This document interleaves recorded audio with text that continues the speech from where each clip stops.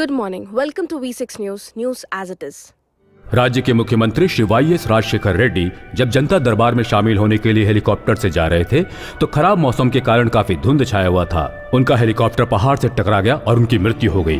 Pilot के अलावा उस हेलीकॉप्टर में और भी कई लोग सवार थे जिनमें से कोई भी नहीं बच पाया। मुख्यमंत्री जी का शरीर टुकड़े टुकड़े में बिखर गया। वो एक हृदय विदारक दृश्य था। उनकी अंतिम यात्रा में प्रधानमंत्री के अलावा देश के कई बड़े बड़े नेता शामिल हुए और सबने उन्हें भावभीनी श्रद्धांजलि अर्पित की। जनता ने भी अपने चहेते नेता को भावभीनी विदाई दी।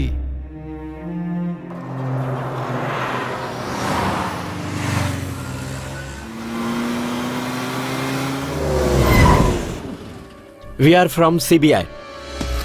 तुमने पॉलिटिशियंस के 45,000 करोड़ रुपए ब्लैक मनी के तौर पर विदेशों में छुपा रखे हैं।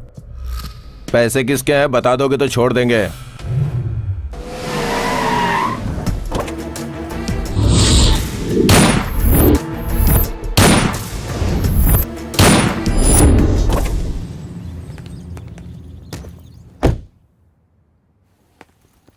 अंजलि। गुड इवनिंग पापा।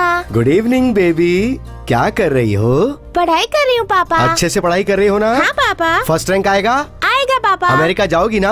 अमेरिका ही क्यों पापा? अमेरिका में कभी बिजली नहीं जाती। यहाँ पर लोग पान मसाला खाकर थूकते हुए नजर आ जाएंगे रोड पर ही सुसु कर देते हैं। अमेरिका में ऐसा कुछ नहीं होता है, वहाँ एकदम क्लीन है, इसलिए अमेरिका जाएंगे। तो फिर जाएंगे पापा। जी आप आ गए क्या?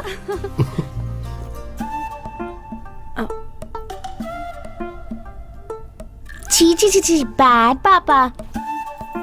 आजा आजा आजा। ओहो रुकिए ना। ले रुक गया। बता क्या बात है? आपके साथ मुझे एक मैटर डिस्कस करना है। लव मैटर है क्या? नहीं, लाइफ मैटर। अभी लाइफ के बारे में पूछ रही है? हाँ पूछ। पुलिस केस बोल रहे थे, सीबीआई बोल रहे थे। मुझे इन बातों से बहुत डर लगता है। आप अच्छे इंसान हैं, मेरा ख्याल भी रखते हैं, बच्चे को भी बहुत प्यार करते हैं, जो चाहिए होता है वो ला कर देते हैं। पहले मेरे पास एक भी गहना नहीं था, मेरे पास एक ढंग की साड़ी नहीं थी, बच्चे के दूध के लिए पैसे नहीं होते थे, 2 वक्त का खाना भी नसीब नहीं होता था हमें, फिर भी हम खुश रहते थे। लेकिन अब हमारे पास डायमंड नेकलेस है, डायमंड की चूड़ियां हैं, सब कुछ तो है, लेकिन इतने कम समय में इतना सारा पैसा कैसे कमाया आपने? ये सोच के डर लगता है। ए जी, आप कोई गलत काम तो नहीं कर रहे हैं ना? एक टाइम में मैकेनिक था, 2 वक्त का खाना नहीं था हमारे पास, और तू समझ रही गलत रास्ता अपनाकर पैसे कमाए मैंने? महालक्ष्मी, मैं कोई किराए का कातिल नहीं हूं, लड़कियों को फुसला के उन्हें दूसरे देश नहीं बेच रहा हूं। मैं नक्सलाइट नहीं हूं, मैं टेररिस्ट नहीं हूं, देशद्रोही भी नहीं हूं, ब्रोकर हूं। ब्रोकर बोले तो लड़कियों का ब्रोकर नहीं, हवाला का ब्रोकर हूं। बड़े बड़े लोगों के साथ मिलकर बिजनेस कर रहा हूं मैं, मीडिएटर का काम कर रहा हूं मैं, बड़ी डील सेटल कर रहा हूं मैं, और उन पैसों से तुम और मेरी बेटी अमेरिका जाकर लाइफ लॉन्ग हैप्पीली सेटल हो जाओ, ये कोशिश कर रहा हूं मैं। ये गलत है? बोल, मानती है ना? मानती हूँ जी। गुस्सा तो नहीं है ना? बिल्कुल नहीं। प्यार है ना मुझसे?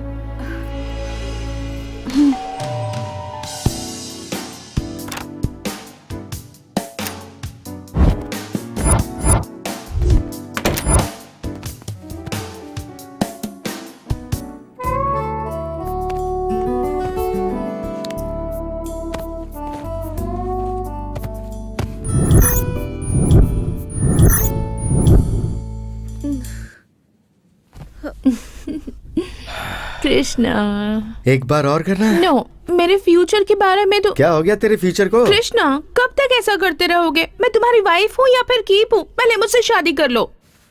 शादी के लिए बोलोगी ना तो आज ही मंदिर में ले जाके मंगलसूत्र बांध दूंगा। Are you serious? Yes, 100% serious. Mangalsutra बांध दूंगा, फिर तुम मेरी वाइफ हो जाओगी, और वाइफ बनने के बाद तुम्हारे प्रति मेरा अट्रैक्शन कम हो जाएगा, क्रेज कम हो जाएगा। सच कह रहे हो?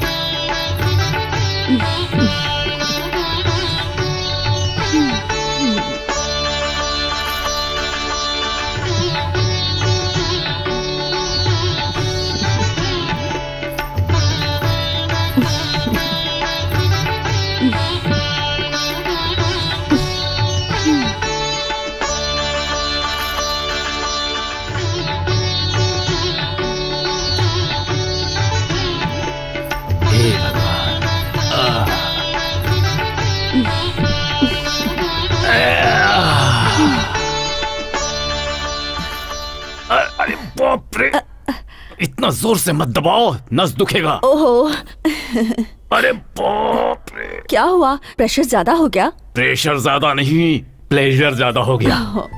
हे, तुम्हें कभी बैंकॉक में रहने का मौका मिला है? किसी विदेशी के साथ मौका ही नहीं मिला। आपके सहारे पॉलिटिक्स में एंटर करूंगी, उसके बाद मैं भी विदेश चली जाऊंगी। क्या कमाल की बात करती हो। तुम्हारे इन जादुई हाथों की सेवा अगर ऐसे ही मिलती रही ना, तो पासपोर्ट बड़ी छोटी चीज है, मैं सीधे वीसा लाकर तुझे दूंगा, प्रॉमिस। ये बता, तू मेरी इतनी सेवा क्यों करती है? आप मुझे बहुत पसंद हैं जी। अरे ये बात नहीं है, मुझे शुगर है, बीपी है, गर्दन में दर्द रहता है, कमर में दर्द रहता है, ठीक से बैठ नहीं पाता हूँ, सारी बॉडी समझो बेकार हो गई है। फिर भी तुम इतना टैलेंट दिखा रही हो, इसके पीछे राज क्या है? हे भगवान, हे भगवान, आप मंत्री है ना जी, तो आपके पास बहुत सारे पावर्स हैं। मैं अपना टैलेंट दिखाकर आपके पावर को यूज करके लाइफ में सेटल हो सकती हूँ। अगर मेरा मंत्री पद चला गया तो? आपका पद गया तो आप भी गए, फिर पोस्ट खाली हो जाएगी, फिर आपकी जगह कोई और आ जाएगा, उससे अपना टैलेंट दिखाकर अपनी लाइफ सेटल कर लूंगी मैं। नमस्ते सर जी। कैसे हो भाई कृष्णा? आपका आशीर्वाद है। जरा उस गोविंद राय से मिल लो, 5 रुपए आए हुए हैं। 5 रुपए? देखो, 5 रुपए को चीप मत समझो, ये 5 जो है ना, 5 करोड़ है। सर, सब कुछ अरेंज करके गोविंद राव से कांटेक्ट करता हूँ, मिलता हूँ। देखा देखा आपने, वो मुझे इग्नोर करके जा रहा क्यों है। भाई कृष्णा? हाँ सर। क्या है ये? यहाँ आकर मेरी गर्लफ्रेंड को हाय तक नहीं कहा और जाते समय उसे बाय भी नहीं कहा।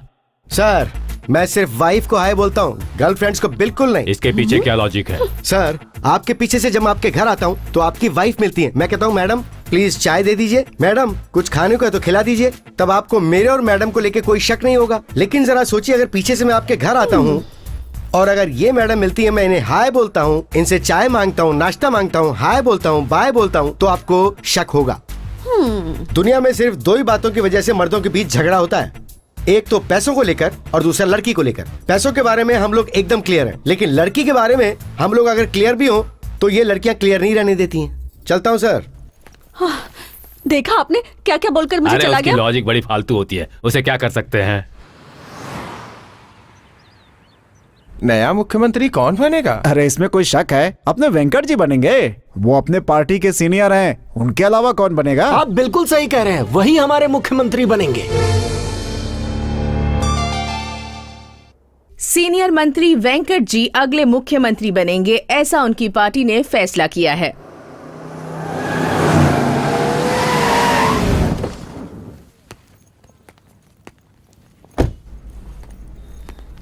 सर नमस्ते सर। अरे नायडू सर। तुम यहाँ कैसे? मिनिस्टर के वहाँ काम नहीं कर रहे? वहीं काम कर रहा हूँ सर। अच्छा, वहीं कर रहे अभी हो? मार्केट है। अच्छा, मार्केट में आए हो। अभी भी बॉम्ब बनाने का और बॉम्ब फेंकने का यही सब काम करते हो? नहीं सर। दूसरों को हथियार घोपने का? वैसा कुछ Very नहीं good. सर। सर नमस्ते सर। नमस्ते। बोल भाई सर। राघव, बिजनेस कैसा चल रहा है? सब भगवान की कृपा है सर। यहाँ पर कोई अपार्टमेंट खरीदा है क्या? बस उसी कोशिश में लगा हूँ सर। काम हो जाएगा, तेरे हाँ। पास दिमाग है। सिर्फ बातें करता है, पान तो खरीदता नहीं।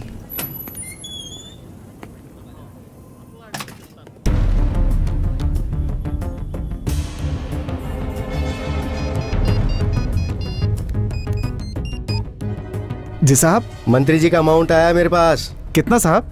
5,000 करोड़। किस कंट्री में साहब? स्विट्जरलैंड से आया मेरे भाई। जी अच्छा, भेज दीजिए। यहाँ नया सीएम आ रहा है ना, इसलिए 4 दिन तक पॉलिटिकल भागदौड़ बनी रहेगी। अमाउंट भेजूंगा तो उसे जल्दी ट्रांसफर मत करना। हाँ ठीक है।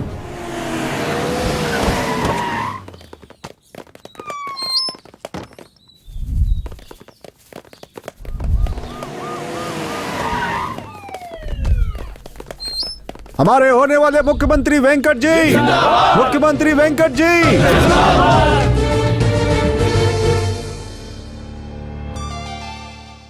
नमस्ते, this is Saumya. Welcome to V6 news, news as it is. सबने जैसा सोचा था, वेंकट जी मुख्यमंत्री नहीं बन पाए। अब प्रताप रेड्डी जी का नाम मुख्यमंत्री के रूप में आगे किया गया है। पार्टी के अध्यक्ष के इस निर्णय का विरोध सभी कार्यकर्ता कर रहे हैं। अब देखते हैं नए सीएम प्रताप रेड्डी जनता की कसौटी पर खरे उतरते हैं या नहीं। हमारे होने वाले मुख्यमंत्री वेंकट जी, भाई, मुख्यमंत्री रुकिए, वेंकट रुकिए, जी, रुकिए भाई। भाई आपका तो काम हो गया, वो प्रताप रेड्डी सीएम बन गया भाई।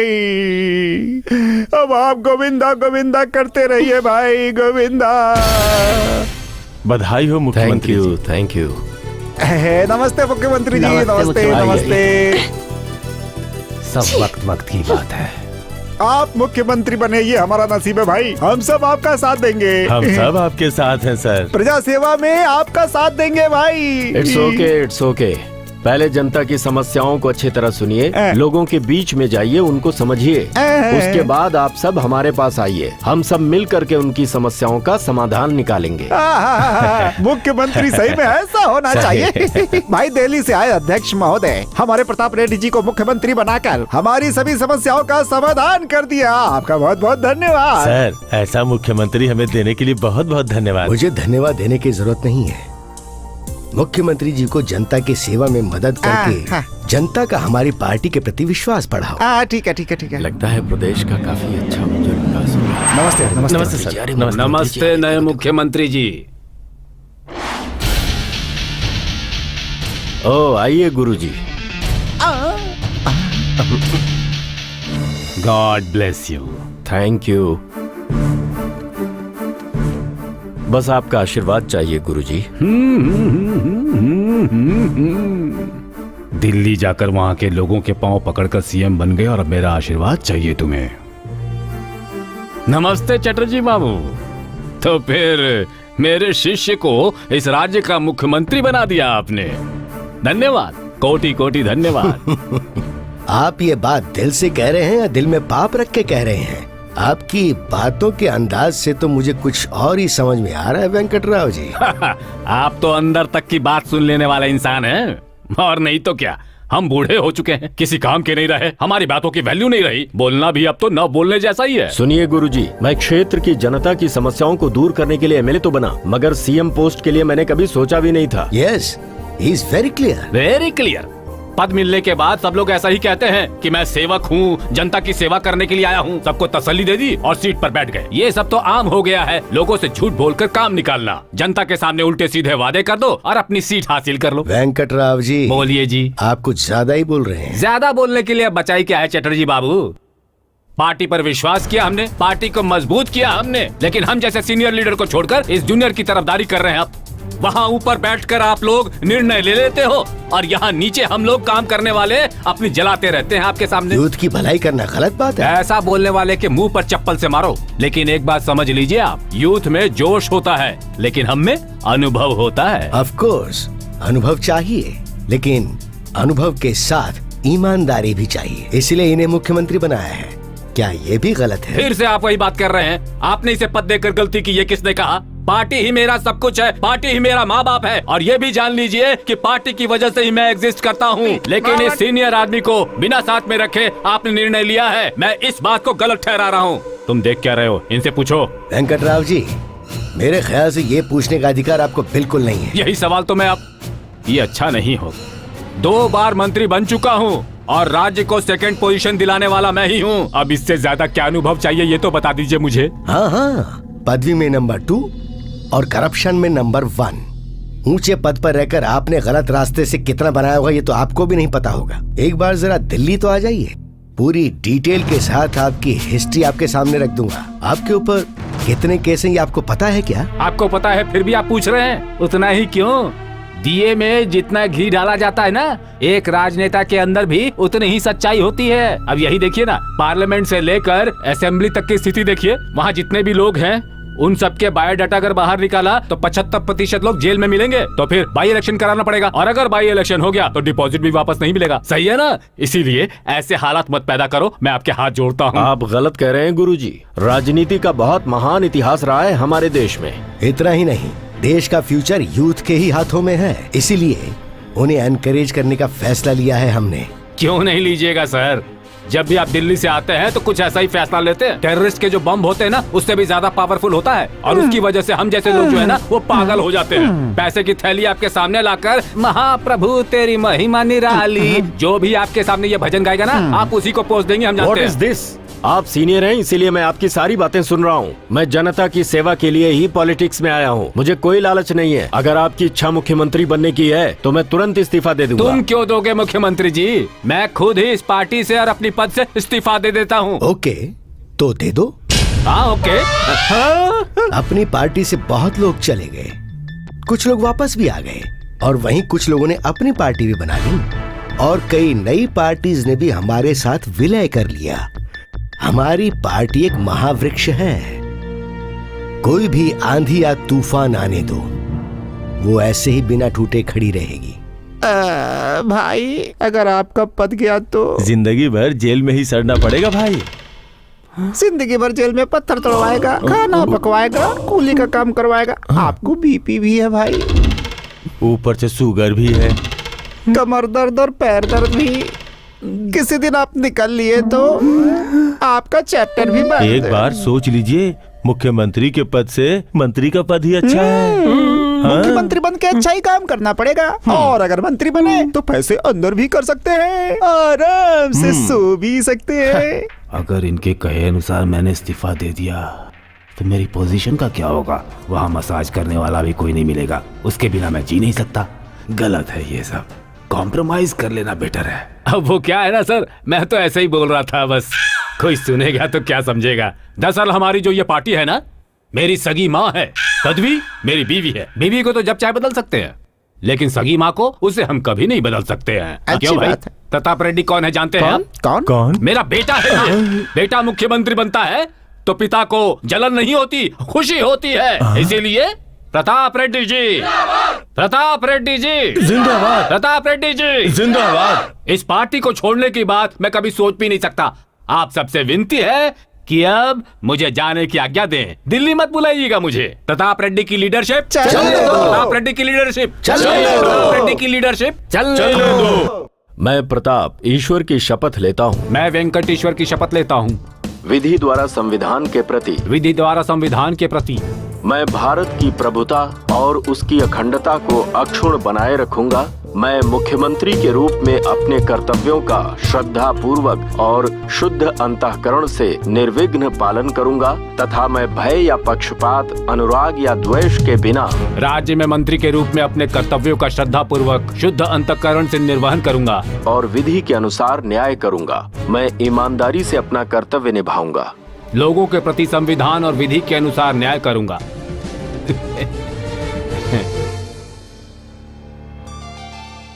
गुड इवनिंग, मैं हूँ Karthika. We are back in V6 crossfire. तो आज हमारे स्टूडियो में हमारे गेस्ट हैं हमारे होम मिनिस्टर वेंकट राव जी। नमस्ते सर। नमस्ते बेटी। फर्स्ट ऑफ ऑल मैं आपसे सॉरी कहना चाहूंगी। क्यों बेटी, मेरे आते ही स्टूडियो का पावर कट हो गया क्या? दरअसल आपको CM पद नहीं मिल पाया इसीलिए।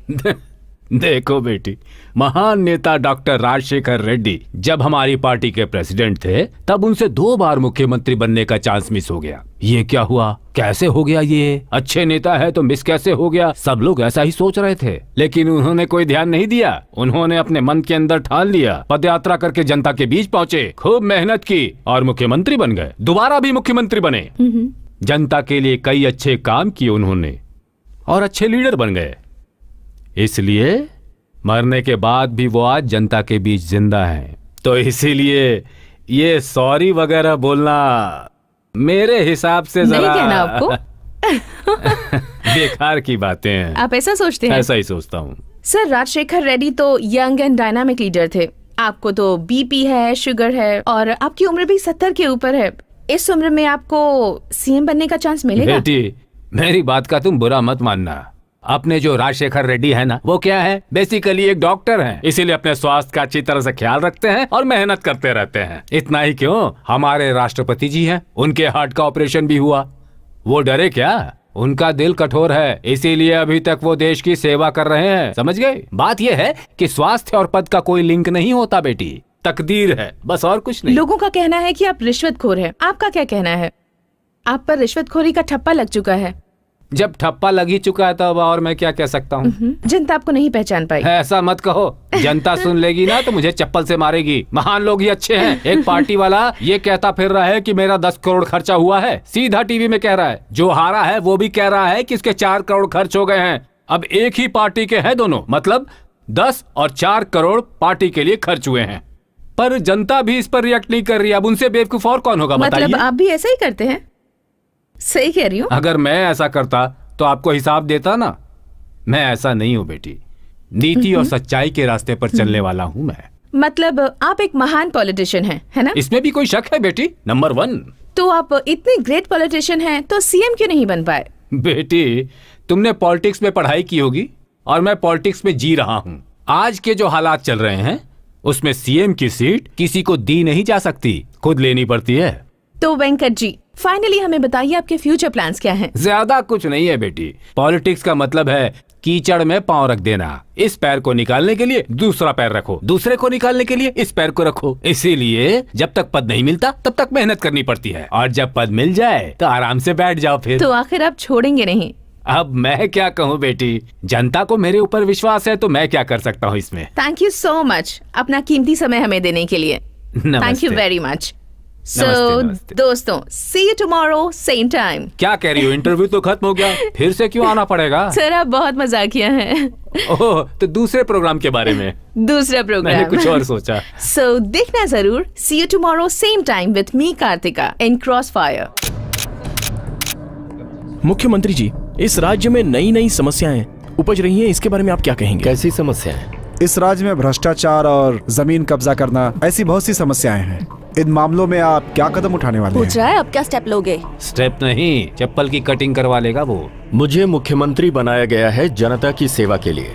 मुझसे पूर्व जो मुख्यमंत्री हुए हैं उन्होंने बहुत अच्छे अच्छे कार्यक्रम चलाए हैं। उनके अच्छे कार्यक्रमों को जारी रखते हुए और प्रदेश की जनता का विकास करना ही मेरा उद्देश्य है। मुख्यमंत्री बनने के बाद सब यही कहते हैं सर, लेकिन आप क्या कदम उठाने वाले हैं? ऐसा होता रहा होगा, लेकिन मैं कहने में नहीं करने में विश्वास रखता हूँ। मैं जनता का सेवक हूँ। पार्टी ने मुझ पर भरोसा करके ये पद मुझे सौंपा है।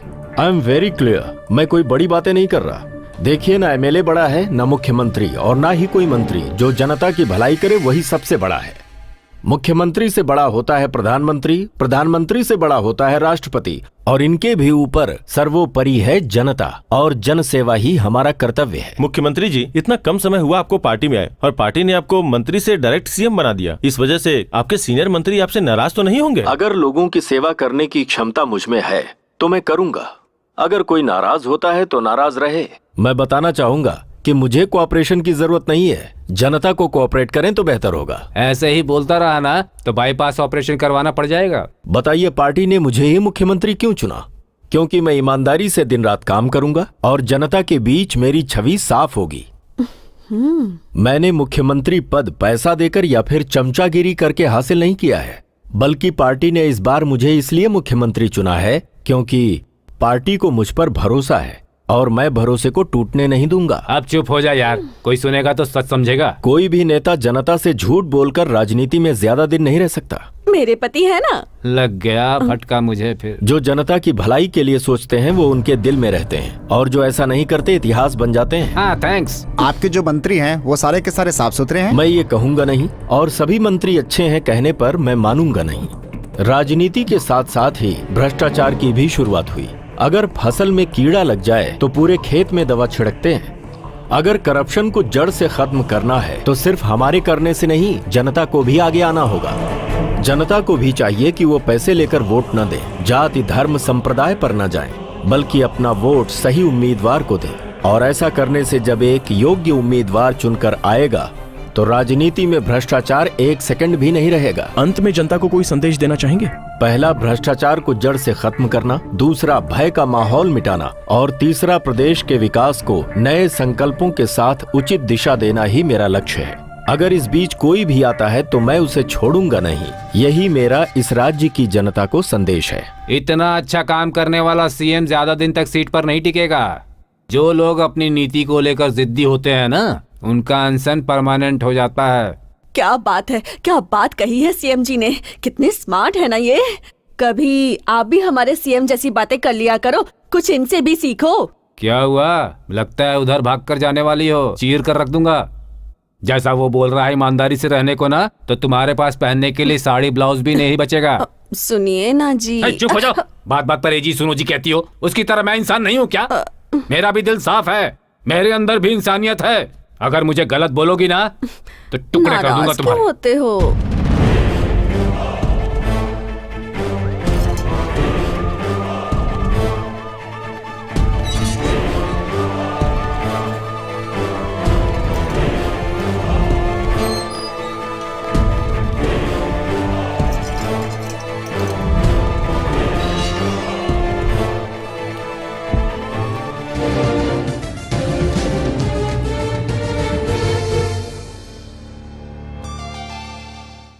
गुड इवनिंग, मैं हूँ Karthika. We are back. Welcome to V6 crossfire. आज हमारे शो के गेस्ट हैं अभी अभी चुने गए हमारे नए मुख्यमंत्री प्रताप रेड्डी। तो हम वेलकम करते हैं हमारे नए मुख्यमंत्री जी को। Congratulation sir. Oh thank you very much.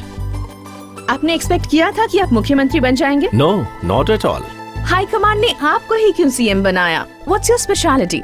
उन्हें लगा होगा कि इस पद की जिम्मेदारियां मैं अच्छी तरह निभा सकता हूँ। पार्टी में आपसे भी कई सीनियर नेता हैं। देखिए, सीनियर ही मंत्री पद के लिए उपयुक्त रहेंगे ऐसा कोई क्राइटेरिया तो नहीं है। बहुत सारे लोग राज्य मंत्री के लिए तो चुने गए लेकिन मुख्यमंत्री के रूप में फ्लॉप हो गए।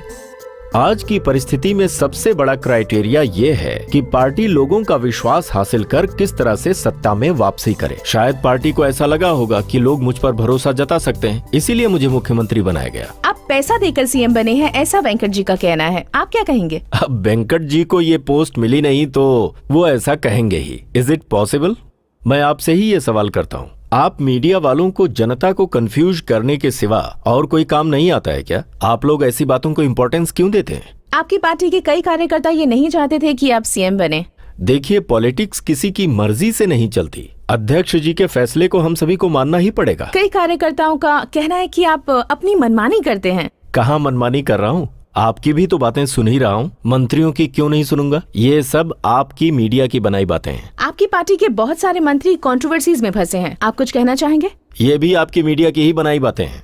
छोटी बातों को आप बड़ा रूप दे देते हैं।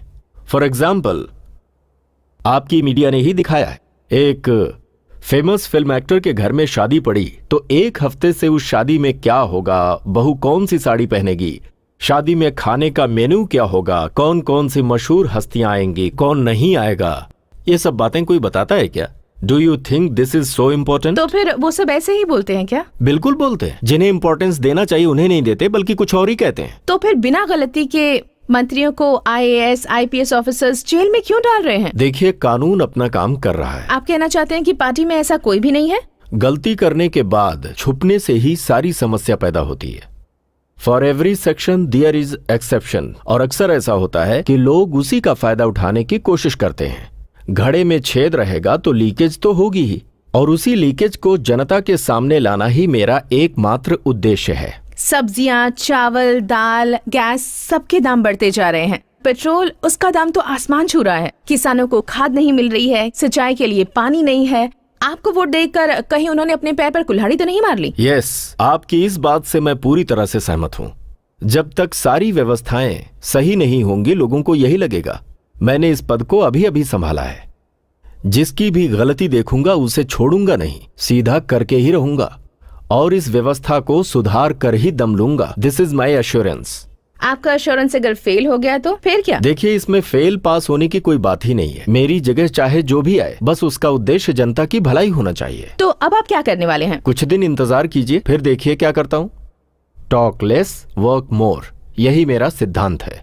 क्या बात है sir. Thank you so much for being with us in our studio today. Thank you so much. तो ये थी हमारे नए सीएम साहब के साथ हमारी बातचीत। So see you tomorrow same time in crossfire with me Kartika. Until then keep watching V6 news. नमस्ते। नमस्ते।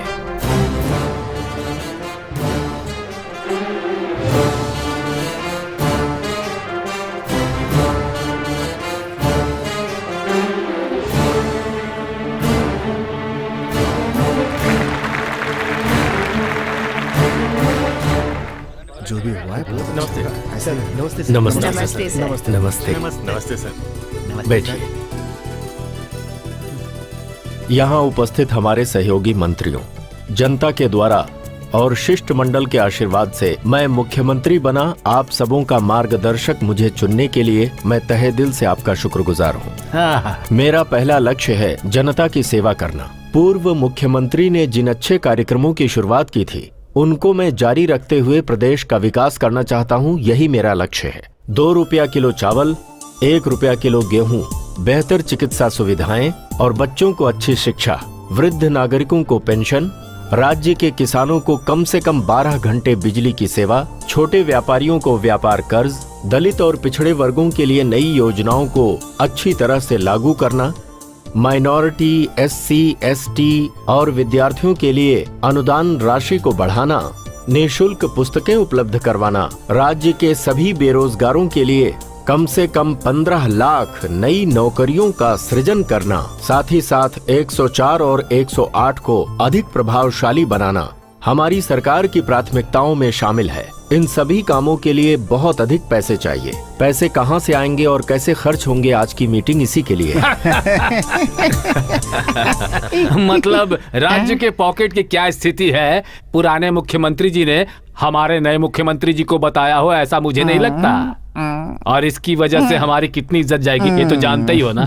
अब आप यही देख लीजिए ना, सरकार के पास इतने पैसे भी नहीं बचे हैं कि वो अपने स्टाफ को सैलरी दे, और आप है कि अनाउंसमेंट पे अनाउंसमेंट किए जा रहे हैं कि आप अपनी प्रॉमिस पूरी करेंगे। रिजर्व बैंक ऑफ इंडिया अगर साल भर बैठकर भी नोट छापते रहे ना, और वो सारे पैसे यहाँ लाकर इस राज्य के हवाले कर दे, तो भी नहीं होगा। इसीलिए अनुभव की क्या जरूरत होती है ये मैंने बताया था। सुन रहे हो? इसे समझाओ जरा। समझ जाएंगे जी। आप कहना क्या चाहते हैं ये तो बताइए। तुम चुप रहो जी, मुझसे पूछ रहा क्या कहना चाहता हूँ। जो भी सुनेगा समझेगा, ये सबकी बातें सुनता है। यूथ तो यहाँ पर सभी लोग हैं ना, उनसे ही पूछो, वही सलाह देंगे तुम्हें। मैं बोलूंगा। तू क्या बोलेगा? तीसरी बार इलेक्शन में जीता है, यूथ बोलता है खुद को। चुप रहे। गवर्नमेंट की जमीन और भी बहुत सी चीजें बेकार पड़ी हैं। अभी भी कुछ और बेचना है क्या? रिंग रोड से शमशाबाद तक सब कुछ बेचकर खा गया ये। हम कुछ कम है, हम भी तो बहुत कुछ बेचकर खा गए हैं। बार हो या क्लब हो, हर जगह कैबरे डांस। अगर हमने इसके लिए आधी रात तक परमिशन दे दी और क्रिकेट बेटिंग को भी हमने लीगल कर दिया, और अगर हर गली में वाइन शॉप खुल जाए तो पैसा ही पैसा। सिटी में सब कुछ इसी का है, और कितना कमाएगा ये? गली में एक वाइन शॉप होने की वजह से औरतों के साथ गलत हो रहा है। अगर 10 वाइन शॉप हो गए तो सोचिए यहाँ का क्या होगा। आप ही बताइए मुख्यमंत्री जी, क्या आपको इनकी बात सही लग रही है? ऐसा काम करेंगे तो पूरा राज्य ही बर्बाद हो जाएगा। क्या आपको नहीं लगता कि हमें राज्य की महिलाओं की सुरक्षा के लिए कुछ करना चाहिए? महिला मंत्री होने के नाते उनकी तरफ से मेरी आपसे ये गुजारिश है। राज्य में घोटाले ही घोटाले हो रहे हैं, हर तरफ महिलाओं के साथ अत्याचार हो रहा है, उन पर एसिड अटैक हो रहा है। ये सब रोकने के लिए कोई सख्त कदम उठाना होगा। उनके लिए 50% रिजर्वेशन रखेंगे तो वो भी आगे बढ़ सकती हैं। और अगर औरतें आगे बढ़ेंगी तो उनमें खुद अपने ऊपर हो रहे अत्याचार से लड़ने की हिम्मत आएगी। वो किसी के आगे झुकेगी नहीं। अपने पैरों पर खड़ी होंगी तो ये औरतें किसी पर बोझ नहीं बनेंगी। अपने राष्ट्र के हित के लिए औरतें भी पुरुषों के साथ कंधे से कंधा मिलाकर चल सकती हैं। देखो भाई, तुमने पूछा तो नहीं है, फिर भी सीनियर होने के नाते तुम्हें एक अच्छी सलाह देता हूं। आज की तारीख में हमारे राज्य की स्थिति भी ठीक उसी तरह से है जैसे छेद वाले मटके में पानी डाल दिया जाए। अब मेरे कहने का उद्देश्य ये है कि सारी सब्सिडी खत्म कर दी जाए, फ्री री इन्वेस्टमेंट को खत्म कर दो, फ्री में घर बनाने के लिए पैसा मत दो, महिलाओं के लिए हर तरह के ब्याज को हटा दो, 104, 108 की सेवा बंद कर दो, जितने फ्री ट्रीटमेंट है सब बंद कर दो। एक बात पूछना चाहता हूँ, आज तक कभी ऐसा हुआ है कि हमने जो कुछ किया उसका हिसाब किसी ने मांगा हो? हम ही हैं जो माइक पकड़कर चिल्लाते रहते हैं, ये देंगे वो देंगे, वादा करते हैं, इसीलिए ऊपर से लेकर नीचे तक हमारी हालत खराब है। तो अब आप उनसे कहिए कि हम जो आपको देंगे उसके बदले में आने वाले इलेक्शन में आप हमें वोट देंगे। इस बात की गारंटी हमें दे सकते हैं क्या? इसीलिए सब कुछ हटा दीजिए। बुजुर्ग हो गए हैं, पुराने जमाने की तरह सोचते हैं ये। अगर इनकी बात कोई सुने ना तो वोट देने के लिए कोई भी बूथ पे नहीं आएगा। सीएम जी, अगर आपके मन में कुछ है तो उसे कहिए, हम सब उसे सुनेंगे और उसे फॉलो करेंगे। जनता को बर्बाद करने वाला कोई काम हम नहीं करेंगे। अगर ऐसे आउटडेटेड सीनियर की बात हम सुनेंगे ना तो सर पे तबला बजेगा। वो क्या है, नए जमाने के हिसाब से चलो। यूथ क्या चाहते हैं, क्या सोचते हैं, वैसा। ये है हमारे यूथ, 8 बार हारने के बाद पहली बार जीते हैं। अरे कम से कम जीता तो। आरटीसी का 4000 करोड़ रुपए बाकी है, वो आ गया तो वो हमें 270 करोड़ रुपए ब्याज देंगे। अगर इस आरटीसी को भी प्राइवेट बना देंगे तो हमारा वजन भी कम होगा और हमारा खजाना भी बढ़ेगा और तुम्हारे डिपार्टमेंट का काम भी कम हो जाएगा। Yes, you are right. ये सरकार जनता की सेवा के लिए ही आई है, अपने खजाने भरने नहीं। योजनाओं को पूरा करने में अगर ये कहो कि पैसे कम पड़ रहे हैं तो मैं मान नहीं सकता। होता ये है कि सरकार पैसा तो रिलीज करती है प्रदेश के विकास के लिए, लेकिन कुछ बिचौलिए और चोर उसे पहुंचने नहीं देते। विभागों के ऑफिस में जैसे ही किसी नई योजना का टेंडर पास होता है, लाइसेंस हो, कॉन्ट्रैक्ट हो, प्रोजेक्ट हो, सब अपनों को देने के बाद पैसा कमाने की सूरतें पैदा की जाती हैं, और यही सच है।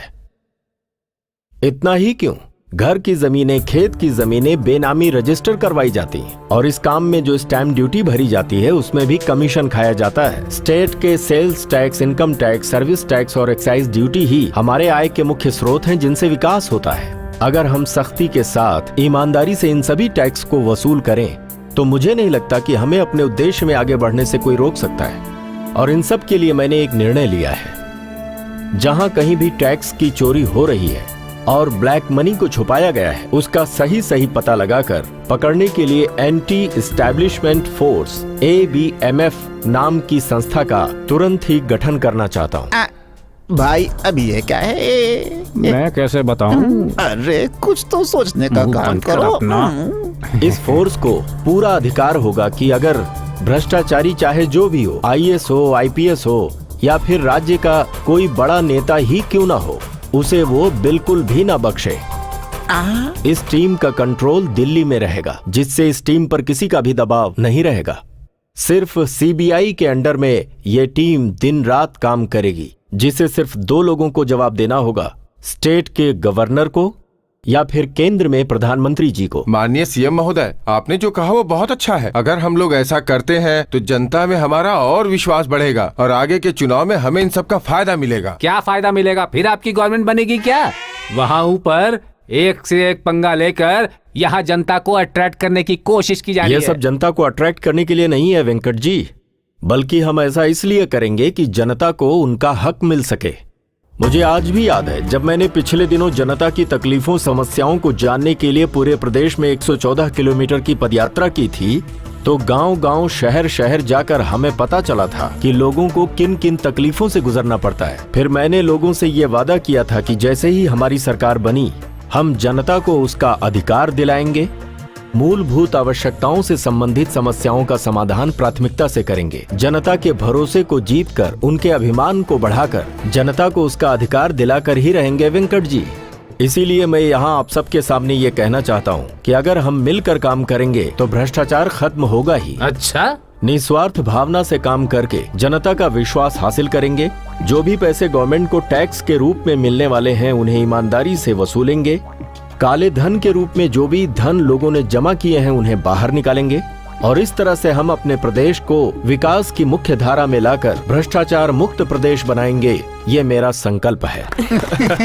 बहुत बढ़िया संकल्प, ये ज्यादा देर टिकने वाला नहीं।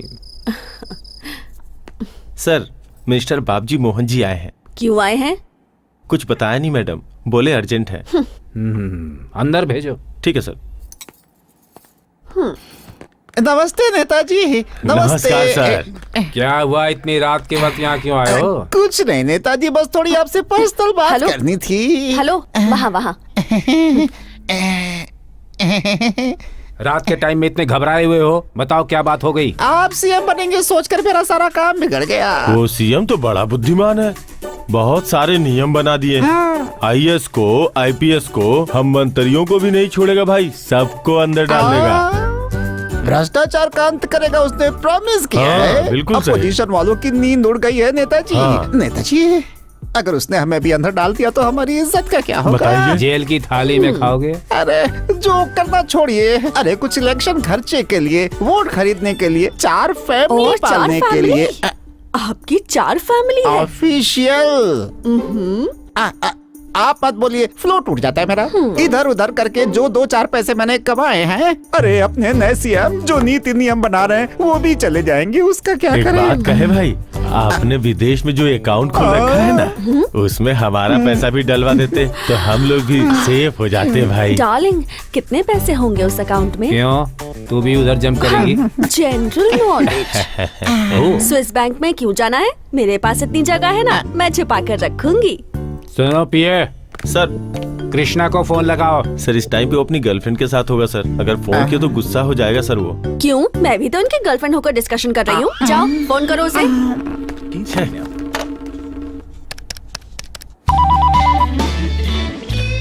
हेलो सर मैं मंत्री का पीए बोल रहा हूँ सर। क्या बात है? सर कुछ अर्जेंट काम है, मंत्री जी आपको बुला रहे हैं। अबे अकल के दुश्मन हो क्या? जब वाइफ के साथ रहता हूँ तो फोन नहीं करते हो, गर्लफ्रेंड के साथ रहता हूँ तो फोन करते हो। तुम लोगों का ये कौन सा तरीका है? सर बाप जी और मोहन जी भी यहाँ पे आए हुए हैं, आपके जैसे वो भी अपना अर्जेंट काम छोड़ के आए वो हैं। भी इस उम्र में ऐसा काम करते हैं, उन्हें क्या जरूरत है? बुढ़ापे में तकलीफ हो जाएगी। कैसे भी आ जाइए ना सर, नहीं तो मुझे रात भर फोन करवाते रहेंगे। घर में बीवी वेट कर रही है, प्लीज आ जाइए ना सर। सुनो जो बोल रहा हूँ ध्यान से सुनो, जितना जल्दी हो सके सबको अपनी तरफ खींच लो। ठीक है भाई। मैं ऑलरेडी बहुत सारे एमएलए से बात करके रखा हूँ, अब तुम जिन्हें जानते हो उनसे बात कर लो, अच्छी तरह से अटेम्प्ट करो और अपनी तरफ खींच लो। ट्राई करेंगे भाई। हेलो नमस्ते सर। हाँ नमस्ते नमस्ते, बैठो। Thank you sir. यहाँ बैठे सभी को नमस्कार चाय करता हूँ। पियोगे क्या? नमस्ते। नहीं सर, बताइए क्यों बुलाया? कुछ नहीं कृष्णा, इन दोनों को तुम जानते हो ना, कैबिनेट मिनिस्टर बनकर इन्होंने थोड़े पैसे कमा लिए हैं।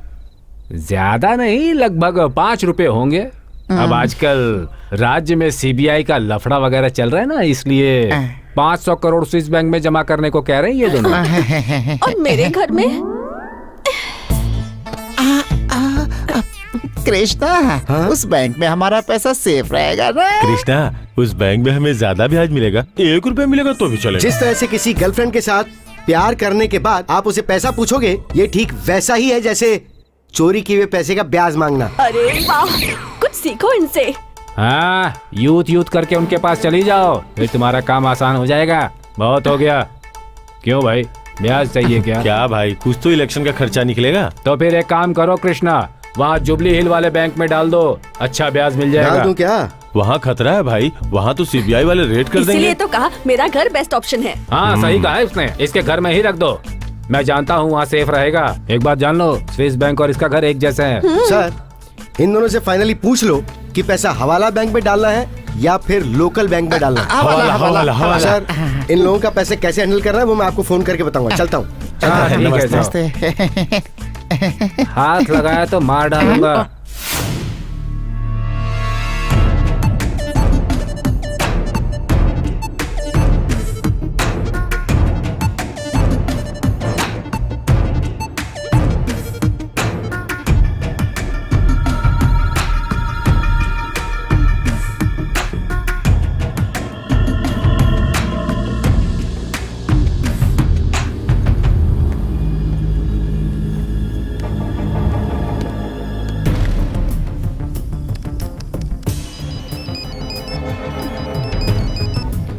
हेलो अंजन भाई, मिनिस्टर्स बाप जी और मोहन जी का पता है ना तुम्हें? हाँ मालूम है साहब। कल वो लोग 500 करोड़ देंगे, हैंडल कर लेना।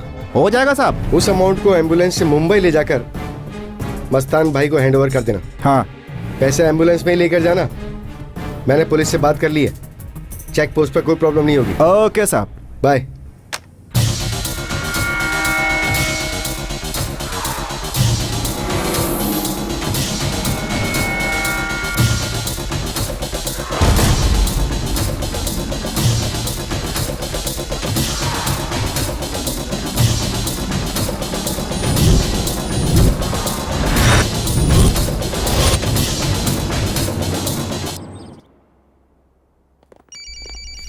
सर इंटेलिजेंस ऑफिस से फोन आया है। Hello, yes, what? 500 करोड़? जल्दी से पुलिस डिपार्टमेंट को इस बारे में इन्फॉर्म कर दो। सभी चेक पोस्ट को अलर्ट कर दो।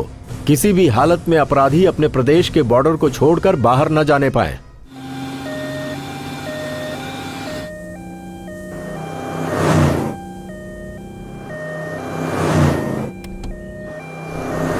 भाई अपना पैसा सुरक्षित पहुंच जाएगा ना? नेताजी, इसको उसको डुबा कर कमाया हुआ पैसा है नेताजी। ए, अपना मुंह बंद रखो तुम लोग, तुम्हारा पैसा कहीं नहीं जाएगा।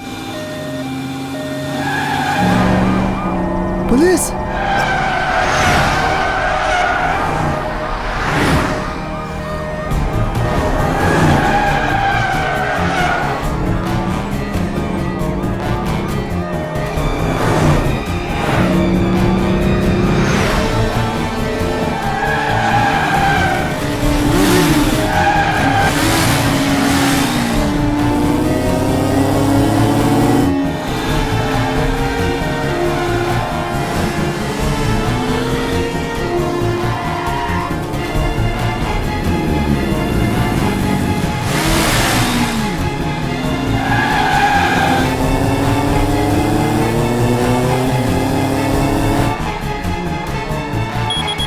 हेलो मैडम सर से बात कर रही है। आपके लिए फोन है, अपल राजा।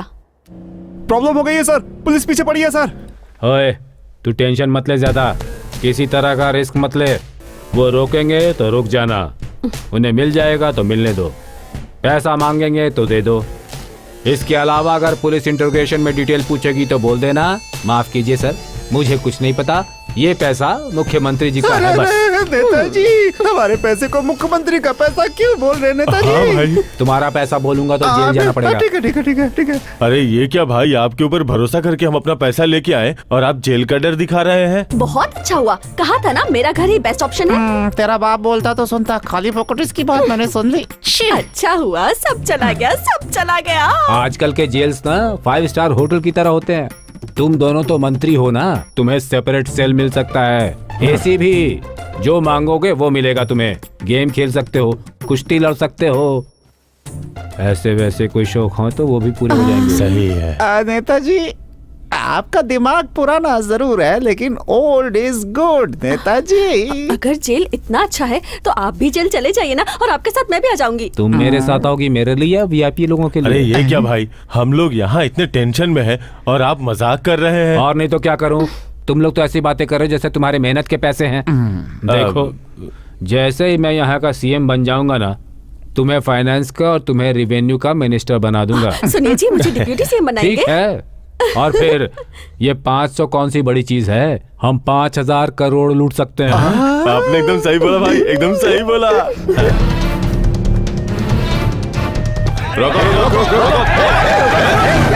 रुक जा।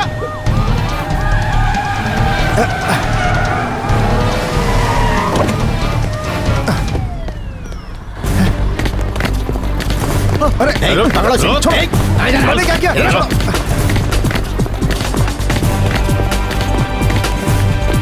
गेट खोलो, खोलो, लॉक खोल। मुझे और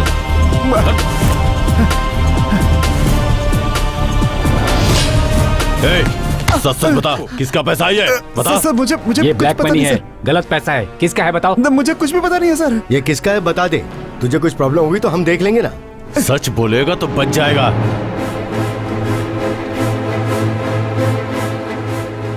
मुख्यमंत्री जी का है सर।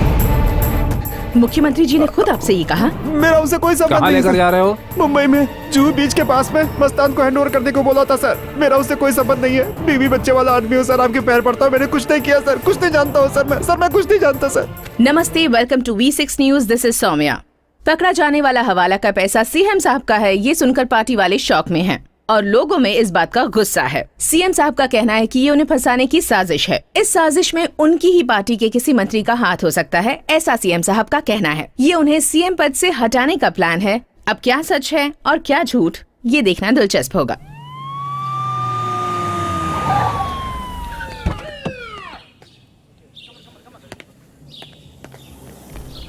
नमस्कार सर। नमस्कार सर। सब ऐसा कह रहे हैं कि सीएम साहब ने 500 करोड़ रुपए खाए हैं। किसने कहा आपसे? अपने राज्य के दामोदर संजय जी ने मुख्यमंत्री जैसा किया है। करप्शन क्या है उन्हें पता नहीं। कोटला के विजय भास्कर रेड्डी ने अपने राज्य के मुख्यमंत्री जैसा किया है। उनके ऊपर 1 रुपए का भी करप्शन चार्ज नहीं है। अब परसों की ही बात है, महान एक्टर नंदमूरी तारक रामाराव जी ने मुख्यमंत्री जैसा किया है। BA तक पढ़े हैं, करप्शन की स्पेलिंग तक नहीं आती। लेकिन सर, अब तो आप पकड़े गए। अगर पकड़ा गया तो मुझे जेल में होना चाहिए, आप सबके सामने क्यों? हमारे नए मुख्यमंत्री शपथ ग्रहण किए हुए अभी 20 दिन भी पूरे नहीं हुए, 500 करोड़ के मालिक हो गए। रिश्वत लेते हुए उन्हें रेड हैंडेड पकड़ा है। Sir sir sir sir sir आप नहीं सर, आपका ambulance driver sir. Ambulance driver? Ambulance मेरी है क्या? मेरे नाम पर रजिस्टर है वो ड्राइवर, वो पैसे आप ही के हैं? हाँ मेरे ही है, मैं भी कहता हूँ मेरे हैं। इतना ही नहीं, मैं तो ये भी कहता हूँ कि आपने भी बहुत सारी गलत न्यूज दिखाकर करोड़ों रुपए कमाए हैं। आप भी करप्ट हैं, ये चैनल वाले भी करप्ट हैं। आप ऐसी ब्रेकिंग न्यूज बनाओगे क्या, वो भी सिर्फ TRP के लिए? What is this? जो हकीकत है उसे सामने क्यों नहीं लाते? दिल्ली में महानुभाव अन्ना हजारे जी, इन्हें हर कोई जानता है, करप्शन के खिलाफ अनशन करते हैं और हमारे मुख्यमंत्री करप्शन को बढ़ावा देते फिर रहे हैं। ये बात मीडिया के सामने मैं साफ साफ कह रहा हूँ। इस तरह के लोगों को फांसी नहीं, जेल भी नहीं, पार्टी से निकाल देना चाहिए। आपका क्या सोचना है? सर, इस आरोप का आप क्या जवाब देंगे सर?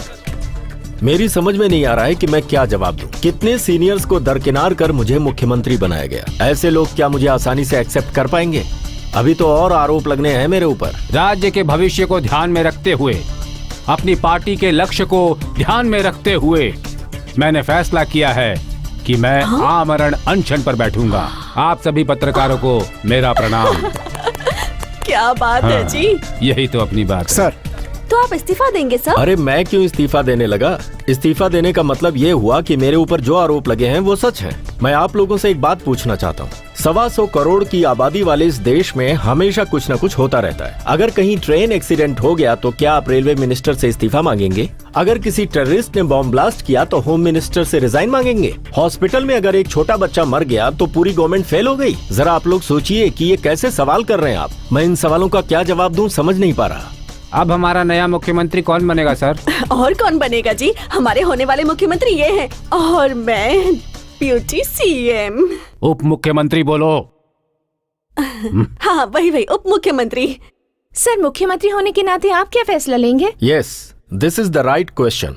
मैं पहले ही शुरू कर चुका हूँ। सीबीआई को इंक्वायरी के लिए ऑर्डर दे दिया है। वो पैसा किसका है, किसने ये प्लान बनाया है, बहुत जल्दी आपको पता लग जाएगा। अगर ये मैं हूँ और ये प्रूफ हो जाएगा तो आप सबको बुलाकर मैं आपके सामने रिजाइन कर दूंगा। Thank you. ओके ना?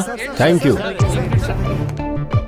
सब ऐसा करें कि सीएम साहब ने 500 करोड़ रुपए खाए हैं। वो ड्राइवर, वो पैसे आप ही के हैं? इस आरोप का आप क्या जवाब देंगे सर? तो आप इस्तीफा देंगे सर?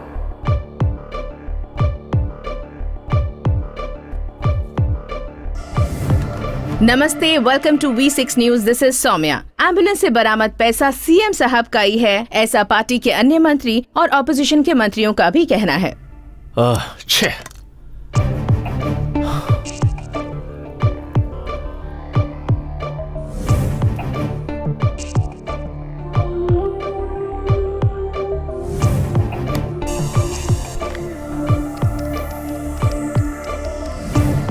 हेलो, मैं प्रताप बोल रहा हूँ। आज नाम से पहले मुख्यमंत्री नहीं लगाया? बोलने की स्थिति में नहीं हूँ मैं। इस समय मेरी परिस्थितियाँ काफी खराब हैं, इसलिए फोन करना पड़ा। तुम तो मेरे बारे में जानते ही हो, मैं क्या सोचता हूँ और क्या करता हूँ। अपनी प्रॉब्लम तुम्हारे साथ शेयर करने के लिए ही मैंने तुम्हें फोन किया है। 500 करोड़ का गफला किया है, इसी बात की परेशानी है ना? तुम भी यही बोल रहे हो? क्यों नहीं बोलूंगा? अरे भाई, तुम्हारा दोस्त हूँ, मुझसे क्यों छिपा रहे हो? और कैसे छिपेगी? सभी चैनल्स में तुम्हारी ब्रेकिंग न्यूज चल रही है। तुम्हारी आवाज में भी मुझे दर्द महसूस हो रहा है। मैं जानता हूँ कि तुम ईमानदार इंसान हो। हाँ, सब मुझ पर छोड़ दो, मैं देख लूंगा। अरे तुम क्या देख लोगे मेरे भाई? टेररिस्ट लोग बॉम्ब और गन लेकर आते हैं, सब जानते हैं कि वो क्या करने वाले हैं। लेकिन ये राजनेता लोग बिस्तर के नीचे सांप के जैसे होते हैं। ये कब क्या करेंगे, कब किसी को काट लेंगे, ये भगवान भी नहीं जानता है। मेरे ऊपर इल्जाम लगा है, इसका मुझे दुख नहीं है। जनता का हजारों करोड़ रुपया विदेशों में पड़ा पड़ा सड़ रहा है। चिंता तो इस बात की है कि ऐसे में इस देश का क्या होगा, राज्य में चल रहे योजनाओं का क्या करेंगे। No, I won't allow this. जनता का पैसा उसी के पास होना चाहिए। मैं अपने राज्य को खुशहाल राज्य बनाना चाहता हूँ। यहाँ के प्रत्येक नागरिक को हर खुशी देना चाहता हूँ। I need your help. ठीक है, इस केस को सॉल्व करने के लिए एक पावरफुल ऑफिसर को भेजता हूँ।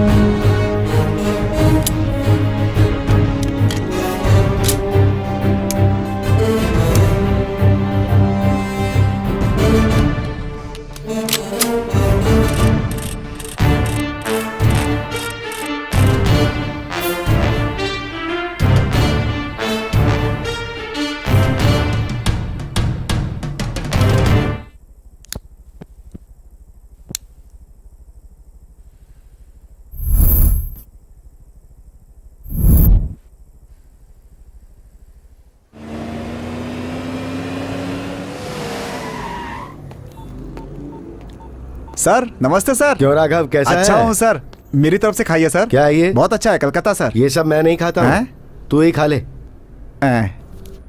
और ये रख ले। Thanks sir. बाय। ठीक है सर। बदल कैसे गया?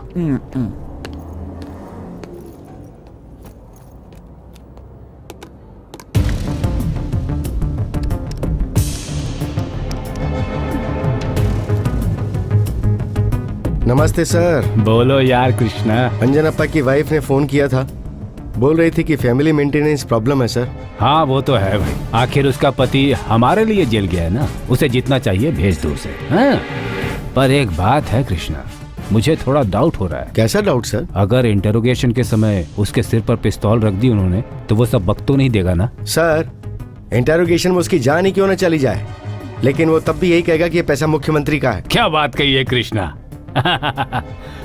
उसे जितना चाहिए ना उतना भेज दो उसे।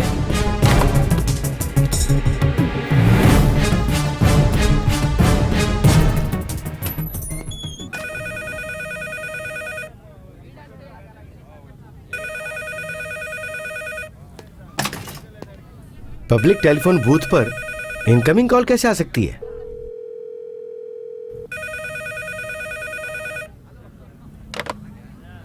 Hello. Nice dress sense, world famous Versace blazer, matching Italian डिसॉनी शूज,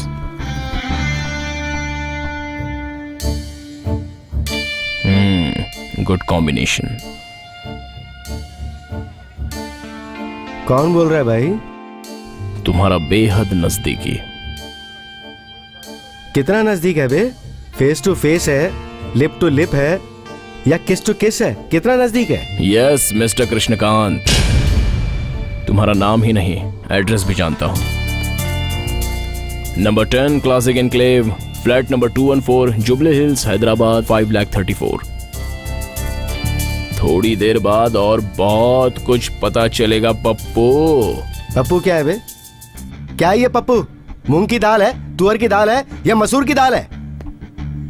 प्यार से दिए हुए नाम पर कमेंट नहीं करते पप्पू, वरना मैं याद करवाऊंगा कि तुम्हें और कौन कौन पप्पू कह के बुलाते हैं। मोबाइल तो तुम्हारे पास भी है ना पप्पू, फिर पब्लिक बूथ से क्यों कॉल करते हो? इसलिए ना, क्योंकि पर्सनल बातें पब्लिक को ना पता चले, इसलिए पब्लिक बूथ बहुत सेफ है ना पप्पू। कौन है बे? कौन है तू? बाहर निकल। किधर है तू? बाहर निकल। कहाँ है तू? हिम्मत है तो बाहर आना। दूर छिप के क्या बैठा है? शूट कर दूंगा तुझे। फोन पे क्या होशियारी दिखा रहा है? बाहर आ। मुझे ब्लैकमेल करने की सोच रहा है? आजा सामने। पप्पू। अबे चुप कर। क्या पप्पू पप्पू बोल रहा है? तू कहाँ है ये पता लग गया ना तो वहीं आके ठोक डालूंगा। 1 मिनट, सिर्फ 1 मिनट लगेगी। फोन पे धमकी देता है? मुझे क्या समझाया तूने? अबे ब्रेनलेस फेलो, तू फोन रखेगा तो तेरे लिए ही खतरा है। तुझ पर किसी ऑर्डिनरी कैमरे से नजर नहीं रखी जा रही। It's a highly magnified telescope. उसमें कौन कौन से इंस्ट्रूमेंट्स है पता है? Barrett M107, calibre 50, tactical scope, sniper rifle. मेरा निशाना तेरे दिमाग पर है। जैसे तू फोन रखेगा, बुलेट रिलीज कर दूंगा। अरे बाप रे बाप, राइफल से मेरे ऊपर निशाना लगा रखा है। सीधा बुलेट से मुझे शूट करेगा तू? और तेरा निशाना इतना पक्का है कि सीधा दिल में बुलेट लगेगी? कान खोल के सुन ले, तेरी इतनी भी औकात नहीं कि मेरा बाल बांका कर सके। तुझ जैसे ब्लैकमेलर में अपनी दाढ़ी में रख के चलता हूँ। वैसे भी तेरी बातों से साफ पता लग रहा है कि तू कोई फ्रेंड नहीं है, मुझे धमकी देता है। फोन मत रखना, फोन मत रखना। अरे अरे क्या हुआ? ये गोली कहाँ से गोली चली? चली क्या? अरे ये क्या हुआ? अरे लग गई क्या उनको? अरे अरे भागो, अरे भागो, गोली चल गई। भागो यहाँ से। अरे, भागो भागो, गोली चली है, भागो जल्दी जल्दी करो। अरे जल्दी चलो। अब फोन रखने की कोशिश भी की तो तेरा भेजा उड़ा दूंगा। Do you understand? Do you understand? Understand, very much understand. Good boy. Excuse me sir, मुझे मारने के लिए आपको किसी ने पैसा दिया है क्या? Are you a professional killer? Matter कितना सीरियस है ये तुझे पता चल गया ना Pappu. That is what I want. तुझे भी समझ में क्यों नहीं आ रहा है? अबे अगर मर्द का बच्चा है ना तो सामने आ। क्या कायरों की तरह छिपके वार कर रहा है? सामने आना। मर्द है तो निकल बाहर, फेस टू फेस आ जा।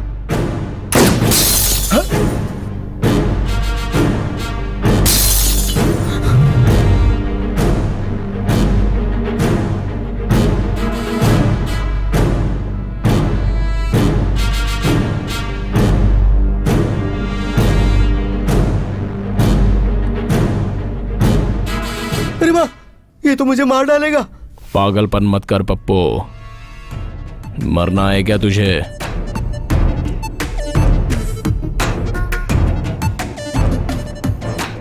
छी, अरे मेरी आगे से गीली और पीछे से पीली हो चुकी है रे। पप्पू ये सब क्या हरकतें कर रहा है? शिट नहीं चलेगा। निकलता हुआ ब्लड तो थोड़ी देर में रुक जाएगा, लेकिन वो बुलेट अगर मिस होकर नाक पर लगी तो क्या होगा? वो मैंने ही मिस कर दी। अगर डाउट है तो तेरे सिर के कौन से बाल को शूट करूं ये बता दे पप्पू। नहीं, मैंने आखिर तुम्हारा क्या बिगाड़ा जो तुम मेरे ही पीछे पड़े हुए हो? मैंने ऐसा कौन सा देशद्रोह का काम कर दिया? सीबीआई ऑफिसर को तूने ही मारा है ना? सीबीआई वाले को मैं क्यों मारूंगा भाई? अच्छे से याद कर। मुझे याद है भाई, पर मैंने नहीं मारा। सडनली हेलीकॉप्टर क्रैश हो गया और द ग्रेट राजशेखर रेड्डी की उस हेलीकॉप्टर एक्सीडेंट में मौत हो गई। ये सिर्फ एक एक्सीडेंट था, इसमें मेरी क्या गलती है? पर एक्सीडेंट तो एक्सीडेंट है, उसमें जान चली गई उनकी। बस इतनी उम्र लिखी थी, वो भूल जाओ, मैं तुम्हें 10 लाख दूंगा। जान की कीमत बस 10 लाख रुपए पप्पू। 1 घंटे से तुझ पर निशाना ताना है। इस राइफल की कीमत 50 लाख रुपए है। अरे तो इसमें कौन सी बड़ी बात है? तुम उसके बदले में मुझसे 50 लाख ले लो। 50 लाख में तो काम हो ही जाएगा ना। पप्पू गलत कर रहा है तू। पर मैंने क्या गलत किया है? फोन नीचे रख दे पप्पू। गलत मत समझो, घर पे लेट पहुंचूंगा बस यही एसएमएस अपनी बीवी को कर रहा था। फोन स्विच ऑफ कर दे। दोनों फोन स्विच ऑफ कर दिए सर। 2 मिनट बाहर ही रुको, फोन पे बात कर रहा हूँ प्लीज। Okay sir. मेरी बात सुनो, मैं 50 लाख नहीं 1 करोड़ देने को तैयार हूँ। तुम एक बार यस बोल दो तो मैं खुद तुम्हारे घर पहुँचा दूंगा। भाई साहब। अरे यार अर्जेंट बात कर रहा हूँ ना, डिस्टर्ब क्यों कर रहे हो? Okay okay. अरे बोलो भी, मुझे आगे बहुत काम है, बहुत काम अटके हुए मेरे। तुम्हें कितना चाहिए ये बोलो ना। अरे तुझे नजर नहीं आता है क्या? बार बार दरवाजा क्यों ठोक रहा है? दिख रहा है ना बात कर रहा हूँ, और मेरी बात लंबी चलेगी। तुझे बात करनी दूसरे बूथ पे जा। अरे बोलो ना तुम्हें कितना चाहिए यार, जल्दी। पब्लिक बूथ को बाप का फोन समझ रखा है क्या? पहले फोन रख। दोबारा आया तो मार डालूंगा। ये कैसा पनिशमेंट दे रखा है यार? यस नहीं बोलता है, नो नहीं बोलता है, फोन नहीं रखना ये बोलता है। ये कैसी ब्लैकमेलिंग है? मेरे को धक्का मारेगा? अरे भागो, भागो यहाँ से। 1 से 10 तक गिनती गिनूंगा। फोन रख के बाहर आ जा चुपचाप, वरना तेरी खोपड़ी खोल दूंगा मैं। अबे खिलौने नहीं, गन अंदर रख। स्टार्ट कर रहा हूँ। 1। अभी बीच में कैसा तीतर आ गया? 1 2 करके काउंटडाउन शुरू कर रहा है। 2। क्या है बे? 2 के बाद 3, 3 के बाद 4, 4 के बाद 5, 5 के बाद 6, 6 के बाद 7। तो फिर क्या करेगा? बुलेट मिस होकर सोच रहा सिर्फ तेरे कान पे लगाना, जानबूझकर मिस किया मैंने। ओ भाई ये क्या? ये तो सेम टू सेम डायलॉग बोल रहा है। ये डेफिनेटली आपका ही आदमी होगा। 4 5। अबे कौन है ये जो इतनी जल्दी जल्दी गिनती गिन रहा है? चल चला दे। अरे मेरे पास क्या है यहाँ जो चला दूं? अपने ऊपर देख। देख पप्पू। ऊपर? ये ऊपर क्या है? ये क्या है? ये यहाँ किसने रखी? लॉजिक छोड़, ऑलरेडी 7 पूरे हो चुके हैं। 8। अबे चुप कर, क्या स्पीड में गिनती बोले जा रहा है? 1 2 3 के बाद सीधा 8 बोल रहा है। ये कौन सा तरीका है बे? 10 बोलने से पहले चला दे। अगर मुझ में इतनी हिम्मत होती तो खुद ही सोच, क्या तुम मुझे ब्लैकमेल कर पाता? अब तक तो मैं बाहर निकल चुका होता। तू मुझे बेवकूफ समझ रहा है? बेवकूफ समझ रहा हूं? तो इस बात पे तू मेरा मर्डर कर देगा? अरे कोई तो पॉइंट होना चाहिए ना। तू शूट करता है या मुझे करना पड़ेगा? 9। अरे इसने तो 9 भी बोल दिए। अरे तुम कहाँ छिपे बैठे हो? मुझे बहुत जोर से पेशाब लगी है। 10। क्यों भाई, तू बचाएगा या फिर मैं खुद ही जाऊं? 11 तक तो गिनती करेगा नहीं वो। बता ना क्या करूं मैं?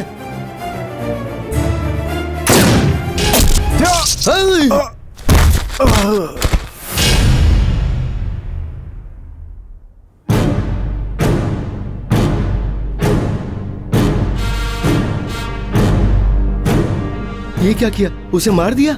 मार दिया। पर उसे क्यों मार दिया? उसकी जान से ज्यादा मुझे तेरी जान की जरूरत है पप्पू।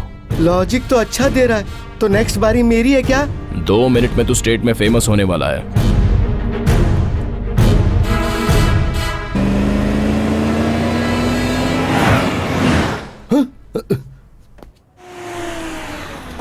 अरे आओ जल्दी आओ, जल्दी आओ। जल्दी जल्दी अरे जल्दी इतनी बड़ी हरी घटना हो सुन गई रहा है यहाँ पे। भाई? यहाँ तो बाहर मीडिया वाले आ गए। मैंने बोला ना पप्पू, तू बहुत फेमस होने वाला है। सिंगापुर कॉलोनी में पब्लिक टेलीफोन बूथ में एक इंसान घंटों से बात कर रहा है, ये पता चला है। वो कौन है उसे कोई पहचान भी नहीं पा रहा है। वो टेररिस्ट है या माफिया गैंग का मेंबर?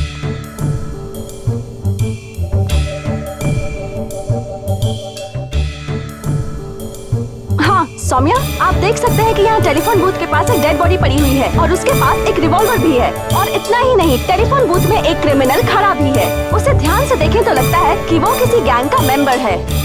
यहाँ खड़े लोगों से पूछा तो उन्होंने कहा कि सुबह ही ये सब हुआ। इसका कारण क्या है ये किसी को कुछ पता नहीं और पुलिस का भी कोई अता पता नहीं।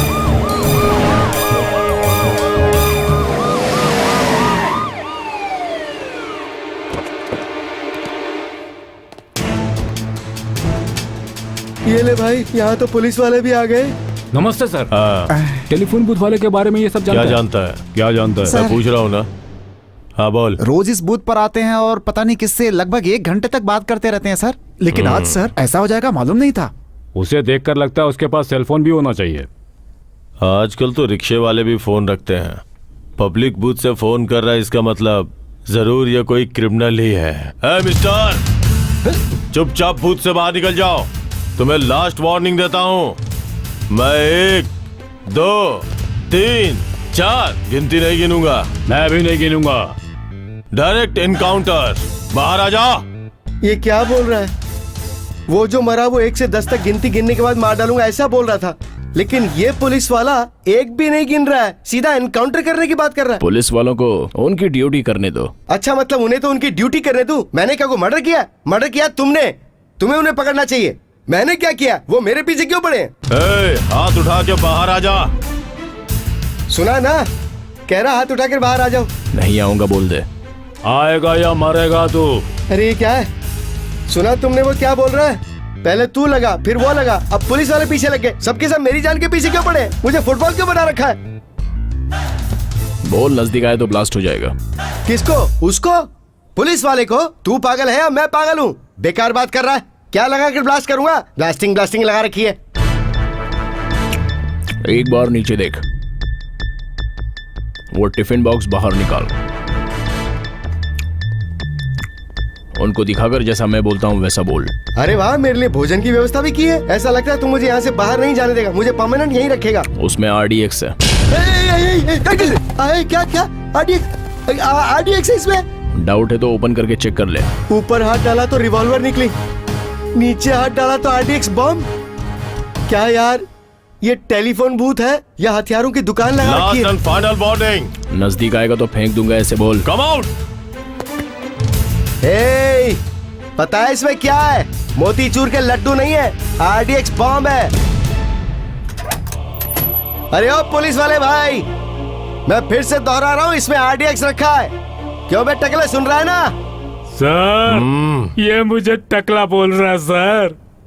क्यों बोल रहा है? क्योंकि तू टकला है। अरे ओ टकले, इधर देख, बिना बाल की दुकान। अगर इसको तेरे टकले पे दे मारा ना तो तेरी खोपड़ी के चिथड़े उड़ जाएंगे।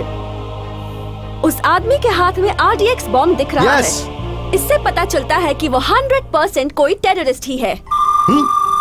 उसकी हाइट काफी अच्छी है, रंग गोरा है और उसने दाढ़ी रखी हुई है। उसका पूरा हुलिया बिल्कुल एक टेररिस्ट जैसा ही है। क्या यार, ये जर्नलिस्ट है या सेडिस्ट है? मुझे ही टेररिस्ट बोल रही है। मेरी शक्ल सूरत टेररिस्ट जैसी है क्या? ऐसी दाढ़ी में क्या कोई टेररिस्ट हो जाता है? लगता है मैडम गलत समझ रही हैं। उनको नजदीक बुला और बोल, मैडम मैं टेररिस्ट नहीं हूँ, आपको गलतफहमी हो रही है। Good idea boss. ओए पप्पू, मीडिया वाली है, इज्जत से बात करना। बॉस, इज्जत के बारे में मुझसे बात कर रहे हो? I love India, I love media, I love madam. Now I will call madam. Madam, इन सब में मुझे आप ही पसंद आई। आपके चैनल का मैं बहुत बड़ा फैन हूं। मैं कौन हूं आपको पता नहीं है ना, तो मैं अपने बारे में पर्सनली एक्सक्लूसिव इंटरव्यू में आपको बता दूंगा, बाकी किसी को कुछ नहीं बताऊंगा। तो प्लीज आप आ जाइए और मेरा इंटरव्यू ले जाइए। ये क्या, ये मुझे बुला रहा है? क्या है ये? पर्सनल प्रॉब्लम है या पॉलिटिकल बैकस्टैबिंग है? ये सर, स्पॉट पे क्या हो रहा है जरा देखो। आ जाइए मैडम।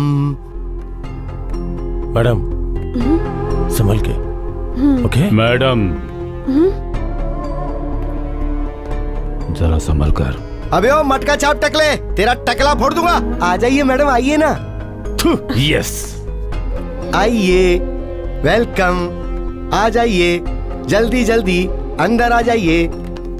आइए। बोलिए। तेरी तो मैं क्या बोल रही थी मेरे बारे में तू? चुप चुप चुप चुप। मैं टेररिस्ट हूँ क्या? कभी गोली खाई है क्या तूने? अच्छे अच्छों की हवा टाइट हो जाती है। गोरा होगा तो टेररिस्ट होगा, काला टेररिस्ट नहीं हो सकता। बिल्ली की दाढ़ी वाला टेररिस्ट होगा तो फिर कौन होगा? मेरा नाम है कृष्णा। मैं तो सिर्फ अपना ओपिनियन दे रही थी। मैं भी तो अपना ओपिनियन बता रहा हूँ कि तू जर्नलिस्ट नहीं है, और तू जर्नलिस्ट हो भी नहीं सकती। तू एक मौका परस्त क्रिमिनल है, एक करप्ट लड़की जो न्यूज बेचती है। नो नो नो सर, आप ऐसा मत कहिए। आप अगर मुझे छोड़ देंगे तो मैं सबके सामने बोल दूंगी कि आप टेररिस्ट नहीं है। मैं अच्छा इंसान हूँ ये बोलेगी ना? ऐसे दाढ़ी रखने वाले भी अच्छे इंसान हो सकते हैं, ये बोलना। डेफिनेटली बोलूंगी सर। सच बोल रही है? हाँ डेफिनेटली सर। तो जा। पक्का बोलूंगी। हे भगवान। अब बोलना। बोलूंगी तो भी खतरा है, नहीं बोलूंगी तो भी खतरा है। उनका नाम कृष्णा है और वो बहुत अच्छे इंसान हैं। इतने अच्छे इंसान से मैं आज तक नहीं मिली। मुझे बहुत इज्जत दे रहे थे, एक भी गलत शब्द नहीं कहा और हमारी मातृभाषा हिंदी में ही बात कर रहे थे। उन्होंने मुझे बहुत सम्मान दिया। मुझसे कहा मैं टेररिस्ट नहीं हूँ मैडम।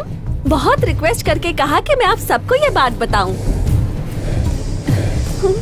ओके ना? बूथ में खड़ा व्यक्ति हवाला ब्रोकर कृष्णकांत, जो कि पप्पू के नाम से जाना जाता है। पप्पू, जिस चैनल ने तेरी बुराई की वही चैनल वाले तेरी बहुत तारीफ कर रहे हैं। ऐसा क्या? ऐसा क्या बोल दिया उसने? अरे जरा चैनल लगा कर तो देख। मैं टीवी कैसे देखूं यहाँ? सर, यहाँ पे किसी फ्लैट में रहने वाले से अपना कृष्णा बात कर रहा है। शायद वो हमारे मैटर के बारे में ही बातें कर रहा है, ऐसा डाउट है sir.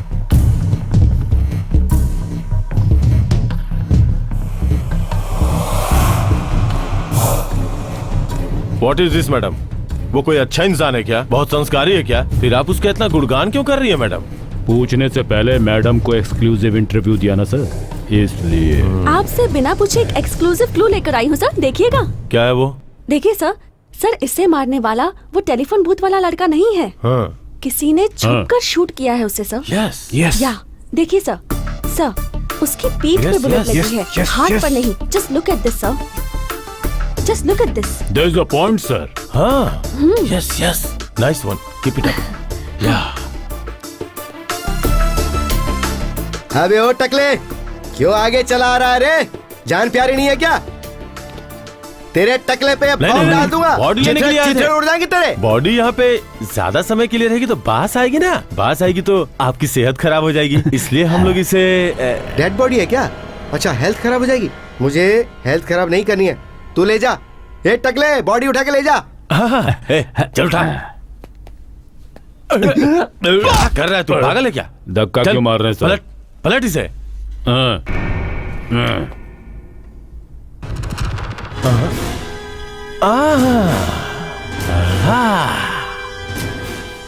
Bullet, direct M1.07 caliber 50 tactical scopic sniper rifle. ये वेपन यूज करने वाला कोई इंटरनेशनल टेररिस्ट होगा या कोई मिलिट्री वाला, समझा क्या? आपको कैसे पता सर? हैं?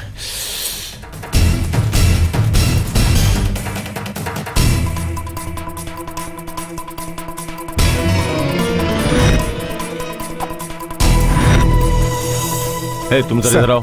नमस्ते सर। क्या काम करते हो तुम? यहाँ का सुपरवाइजर हूँ। ओके, कितने दिनों से? ये अपार्टमेंट बनने के पहले से हूँ सर। आसपास के फ्लैट्स की जानकारी है तुम्हारे पास? हाँ मालूम है ओके सर। गुड। अच्छा बताओ, उस 7th फ्लोर पे जो कर्टन वाला विंडो है वो बड़े से शीशे वाला? हाँ हाँ दिख रहा है सर। इसे दिख रहा है ना? क्यों दिख रहा है सर। वो शीशे वाला? हाँ, सर। वो किसका फ्लैट है? कोई रेड्डी साहब हैं, सॉफ्टवेयर इंजीनियर। वो यहाँ पे नहीं, अमेरिका में रहते हैं सर। अभी वहाँ कौन है? उनकी फैमिली भी यहाँ पे नहीं रहती, घर बंद है, सभी लोग अमेरिका में हैं सर। सौम्या, अभी अभी पता चला है कि टेलीफोन बूथ में जो आदमी खड़ा था वो टेररिस्ट नहीं, हमारे भारत देश का ही है। तो भारत देश का ही है ना? Yes, I am an Indian. मैं इंडियन हूँ ये बोलने का हक सिर्फ एक देशभक्त को ही होता है। बॉस, मैं भी देशभक्ति हूँ। ऐसा क्या? आप पढ़ाई के वक्त मैंने देशभक्ति के बहुत गाने गाए थे। मैं नहीं मानता। नहीं मानता? तो अभी इसी वक्त सैंपल के तौर पर देशभक्ति का एक गाना सुना सकता हूँ। सुनाना। ऐ मेरे वतन के लोगों, टटटा, जरा आंख में भर लो पानी, टटटा।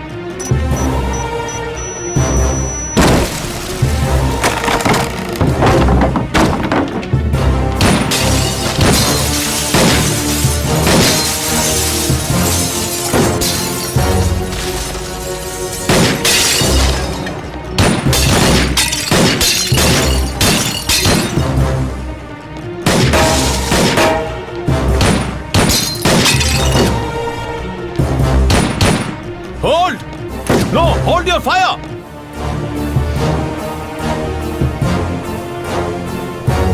ये देखो, यहाँ से ही शूट किया होगा। He took the shot from here. Yes sir, पर यहाँ कोई नहीं है।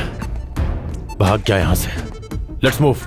फोन बूथ में खड़ा व्यक्ति किसी के साथ बात कर रहा है, ये पता चला। वो आदमी कौन है? क्या हवाला के साथ इसका कोई संबंध है? कृष्णकांत से इसका क्या संबंध है? और वो दोनों क्या बात कर रहे हैं? ये पुलिस पता लगाने की कोशिश कर रही है।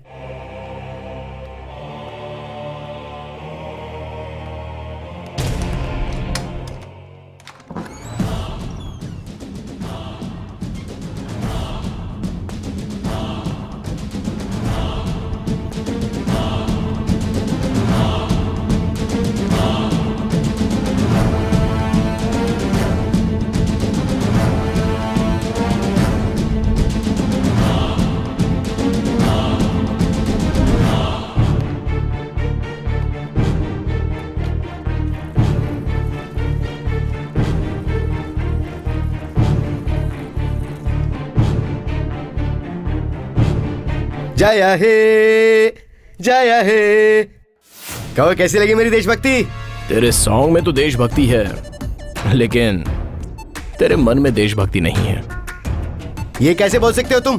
क्योंकि तेरी आंखों के सामने कोई सीबीआई ऑफिसर को मारता है और तू कुछ नहीं बोलता, ताकि तेरा हवाला ब्रोकर का काम बंद ना हो जाए। पप्पू, तुम हो कौन? देश ने मेरे लिए क्या किया ये सोचने से ज्यादा देश के लिए मैं क्या कर सकता हूँ ये सोचने वाला एक साधारण भारतीय हूँ मैं। तू अगर चेंज हुआ तो इसी में तेरी भलाई है। चेंज नहीं होगा तो? पब्लिक बूथ में ही सड़ सड़ के मर जाएगा पप्पू।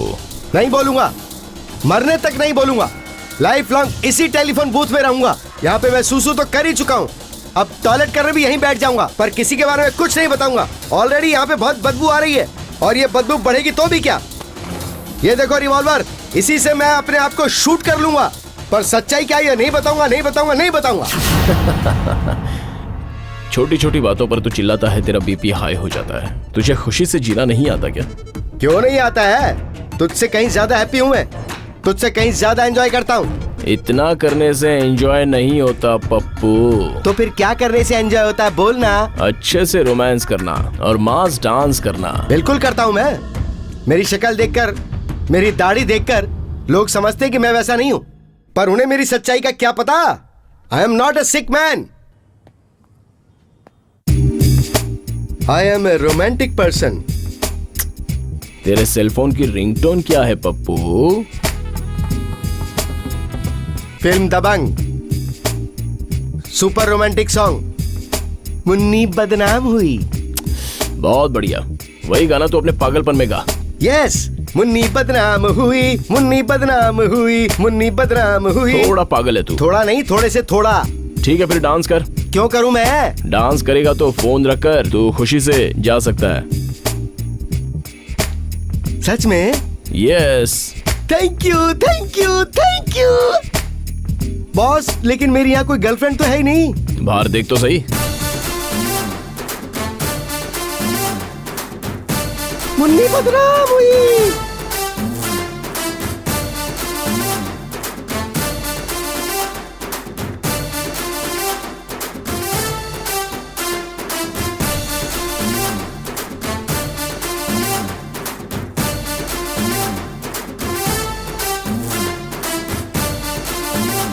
Down Pappu, down.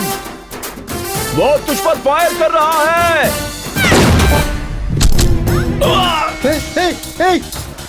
नीचे नीचे, बचाओ बचाओ बचाओ, मुझे बचाओ। अरे कोई है? अरे कहाँ जा रही तू? रुक।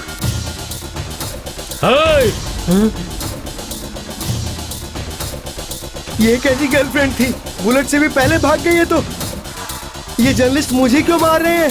वो जर्नलिस्ट नहीं है बे फूल। हाँ? उनका फेस देख तब पता चलेगा पप्पू।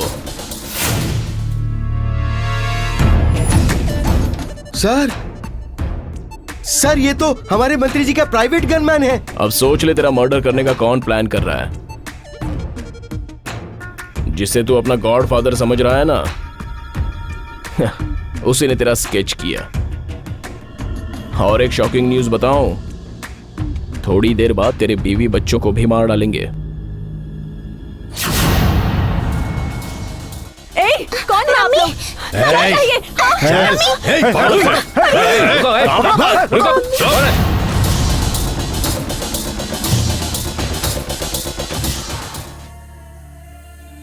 सर, अगर मैं जी रहा हूं तो सिर्फ अपने बीवी बच्चों के लिए सर। अगर वो नहीं रहेंगे तो मेरा जीना बेकार होगा सर।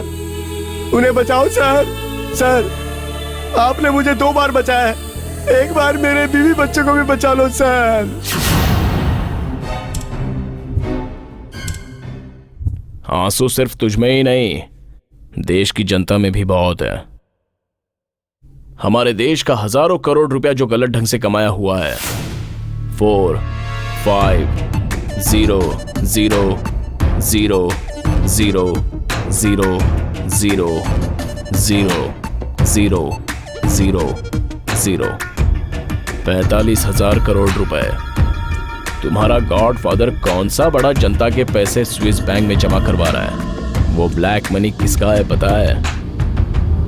माँ की छाती में दूध ना रहे तो डिब्बे के दूध के लिए बच्चे का रोते रहना, गटर के पास झोपड़पट्टी में रह करके सिर्फ एक बार खाकर 4 बार भूखे रहना, उन लोगों का है वो तो बेचारे दरिद्रता में जीते रहते हैं। सोचा है कभी? उन्हीं लोगों की मेहनत की कमाई का पैसा बिना सोचे तुम लोग खा जाते हो। मिस्टर पप्पू, अपने देश में अकेले वेंकट ने ही 45,000 करोड़ रुपए स्विस बैंक में छुपाए हैं। और भी ऐसे कितने भ्रष्टाचारियों का पैसा स्विस बैंक में छुपा है पता है तुझे? 75 लाख करोड़ रुपया। यू नो, ब्लैक मनी के मामले में इंडिया नंबर 1 पोजीशन पर है।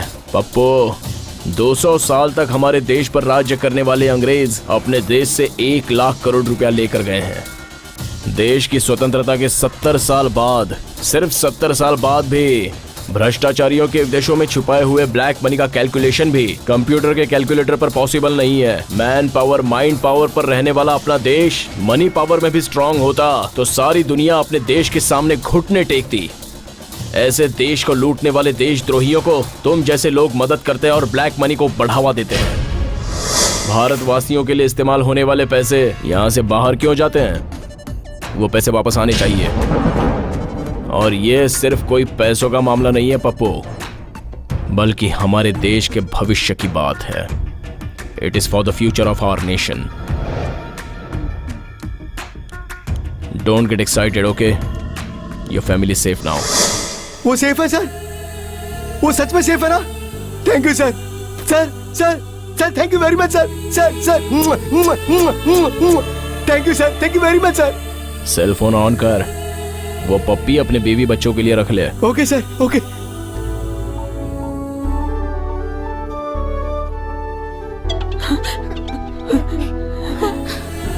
बोलिए। महालक्ष्मी, ऊपर वाले ने बचा लिया। क्या हुआ महालक्ष्मी? आपके फ्रेंड्स आए थे मुझे और मेरी बच्ची को मारने। वो कौन थे महालक्ष्मी? वही ड्राइवर, वो जो मिनिस्टर की गाड़ी में आता था आपको घर पर ड्रॉप करने के लिए, वही था। Hello sir. नमस्ते सर। क्या नायडू, यहाँ पे क्यों? मिनिस्टर का काम करना छोड़ दिया? वही काम कर रहा हूँ सर।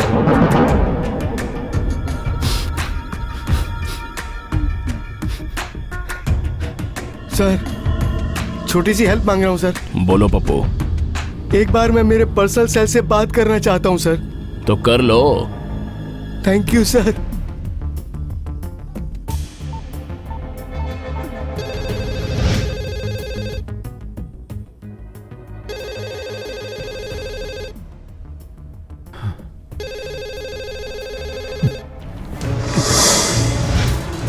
हेलो हेलो, जब फोन उठाया तो बात क्यों नहीं कर रहे हो?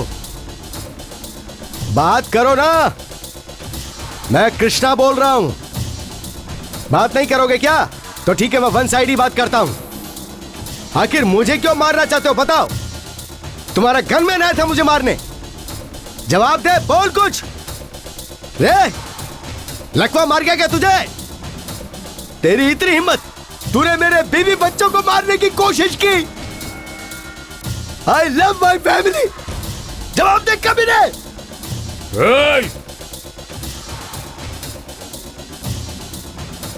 होम मिनिस्टर से बात कर रहे हो तुम बच्चे? क्यों बे, तू होम मिनिस्टर हो गया? कमीने साले, मैं एक इंटरनेशनल खिलाड़ी हूं, मत भूल। हवाला ब्रोकर हूं मैं। अगर मैंने मुंह खोला तो तू मर जाएगा। सर मेरा कौन दोस्त है और कौन दुश्मन कुछ पता ही नहीं चल रहा है सर। कब मुझे कौन मार देगा कुछ पता नहीं है सर। सर एक बार मैं अपने बीवी बच्चों को देखना चाहता हूं सर। सिर्फ एक बार बुलवा दीजिए सर। ऑलरेडी वो आ गए हैं। आ गए सर? कहाँ? डैडी, सुनिए जी। डैडी, डैडी क्या हो गया? डैडी मुझे बहुत डर लग रहा है। ये सब क्या हो रहा है? क्या हो रहा है? सर जेके, बोलिए सर। तुम क्या हो ये तुम्हें पता चला? मैंने ऐसा क्यों किया ये भी पता चला। अभी तुम्हें मुझसे डरने की जरूरत नहीं है। तुम जैसा सोच रहे हो टिफिन बॉक्स में RDX नहीं है। मैं तुम पर से अपनी गन भी हटा रहा हूं। वो गन तुम्हारे निशाने पर थी ही नहीं। तुम डरो मत। अब से तुम्हें डरने की कोई जरूरत नहीं है। ईमानदारी से काम करो। जो भी फैसला करना चाहते हो कर सकते हो, लेकिन करने से पहले एक बार सोचना जरूर। ब्लैक मनी को रिटर्न लाकर देश का भला करोगे या फिर वेंकट जैसों के साथ काम करके देश को बर्बाद करना चाहोगे? तुम्हारी मर्जी। सर सर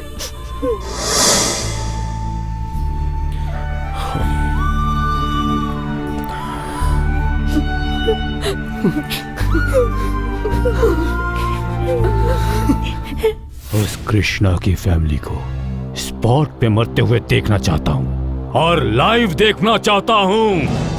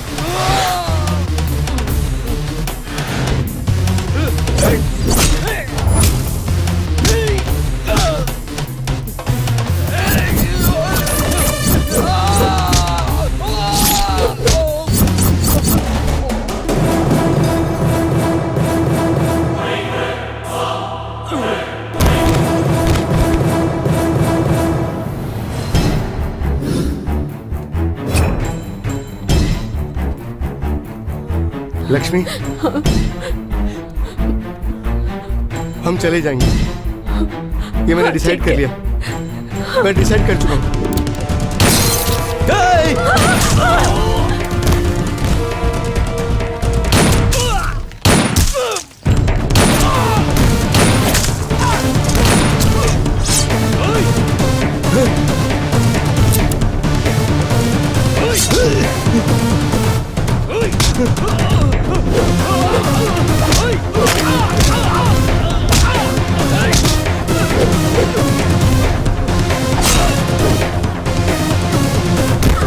ये कौन है यार? मुझे बचाने वाला इंसान भी इंडिया में मौजूद है।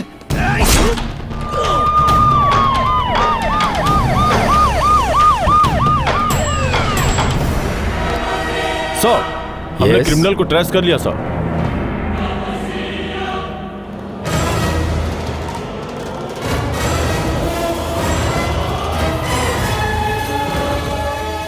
Sir,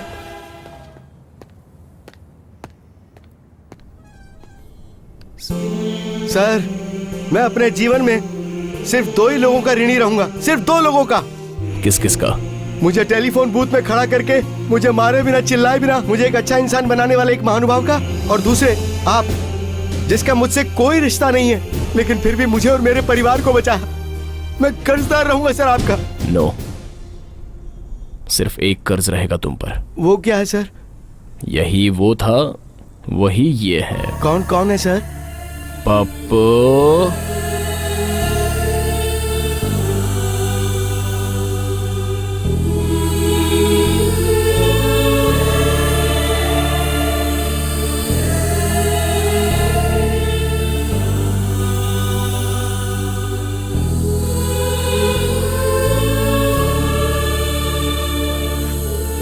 thank you sir.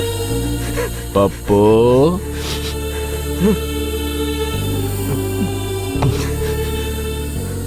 Thank you. 1 minute sir. Hello media, hello everybody, मेरा नाम है कृष्णकांत। मैं एक हवाला ब्रोकर हूं। इस राज्य से 4 से 5 हजार का ब्लैक अमाउंट मैंने बैंकों में छुपा के रखा हुआ है। वो पैसा राज्य के नामी मंत्रियों का है, वेंकट राव जी का है, बाप जी का है, मोहन जी का है। इस ब्लैक मनी घोटाले के हवाले में मुझे बचाने के लिए मंत्री वेंकटराव जी ने सीबीआई ऑफिसर का भी मर्डर करवाया।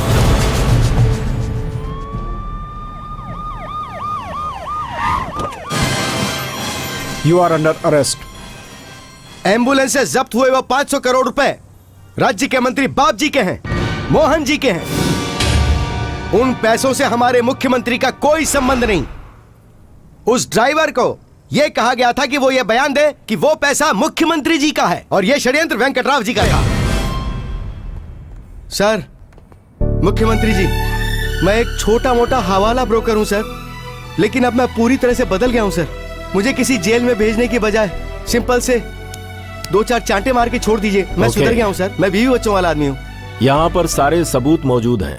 45,000 करोड़ रुपया जो ब्लैक मनी है उसे जल्दी ही देश में लाकर जनता के विकास के कार्यों में खर्च किए जाएंगे। मैं एक अच्छे परिवार से हूँ। ये जानने के बाद भी एक ड्राइवर के इतना कहने पर कि वो पैसा मेरा है और उसका मालिक सीएम यानी मैं हूँ, ऐसी ब्रेकिंग न्यूज बनाकर टीआरपी हासिल करने के लिए आप लोगों ने मेरे ऊपर कीचड़ फेंके। आप मीडिया वालों को आखिर ये हो क्या गया है? बिना सच्चाई की तह तक गए आप लोग किसी के ऊपर ऐसा इल्जाम कैसे लगा सकते हैं? अगर मैं आप लोगों के ऊपर मानहानि का दावा कर दूं तो पहले आप लोग किसी इंसान को अच्छा बताते हो, फिर उसी की क्रिटिक करके ब्रेकिंग न्यूज बनाते हो। जो जख्म आपने मुझे दिए हैं उस लायक मैं था क्या? मैं मीडिया वालों से सिर्फ एक ही विनती करना चाहता हूँ, किसी भी पार्टी का गुलाम मत बनिए, जनता के साथ मित्र बनकर रहिए, रूलिंग पार्टी की गलतियों को सबके सामने लाइए, तभी आप सबके प्रति जनता में विश्वास बढ़ेगा। आज की तारीख में नेता लोग और ये मीडिया वाले सीता और राम के जैसे आदर्श वाले लोग नहीं हैं, जो सीता माता की तरह अग्नि परीक्षा देकर खुद को निर्दोष साबित करे। ऐसा आज के युग में संभव नहीं है, बल्कि ऐसे ऑपरेशन से खुद को निर्दोष साबित करना पड़ता है और अशोक जैसे ऑफिसर की मदद लेनी पड़ती है। I am grateful to you. Thank you sir.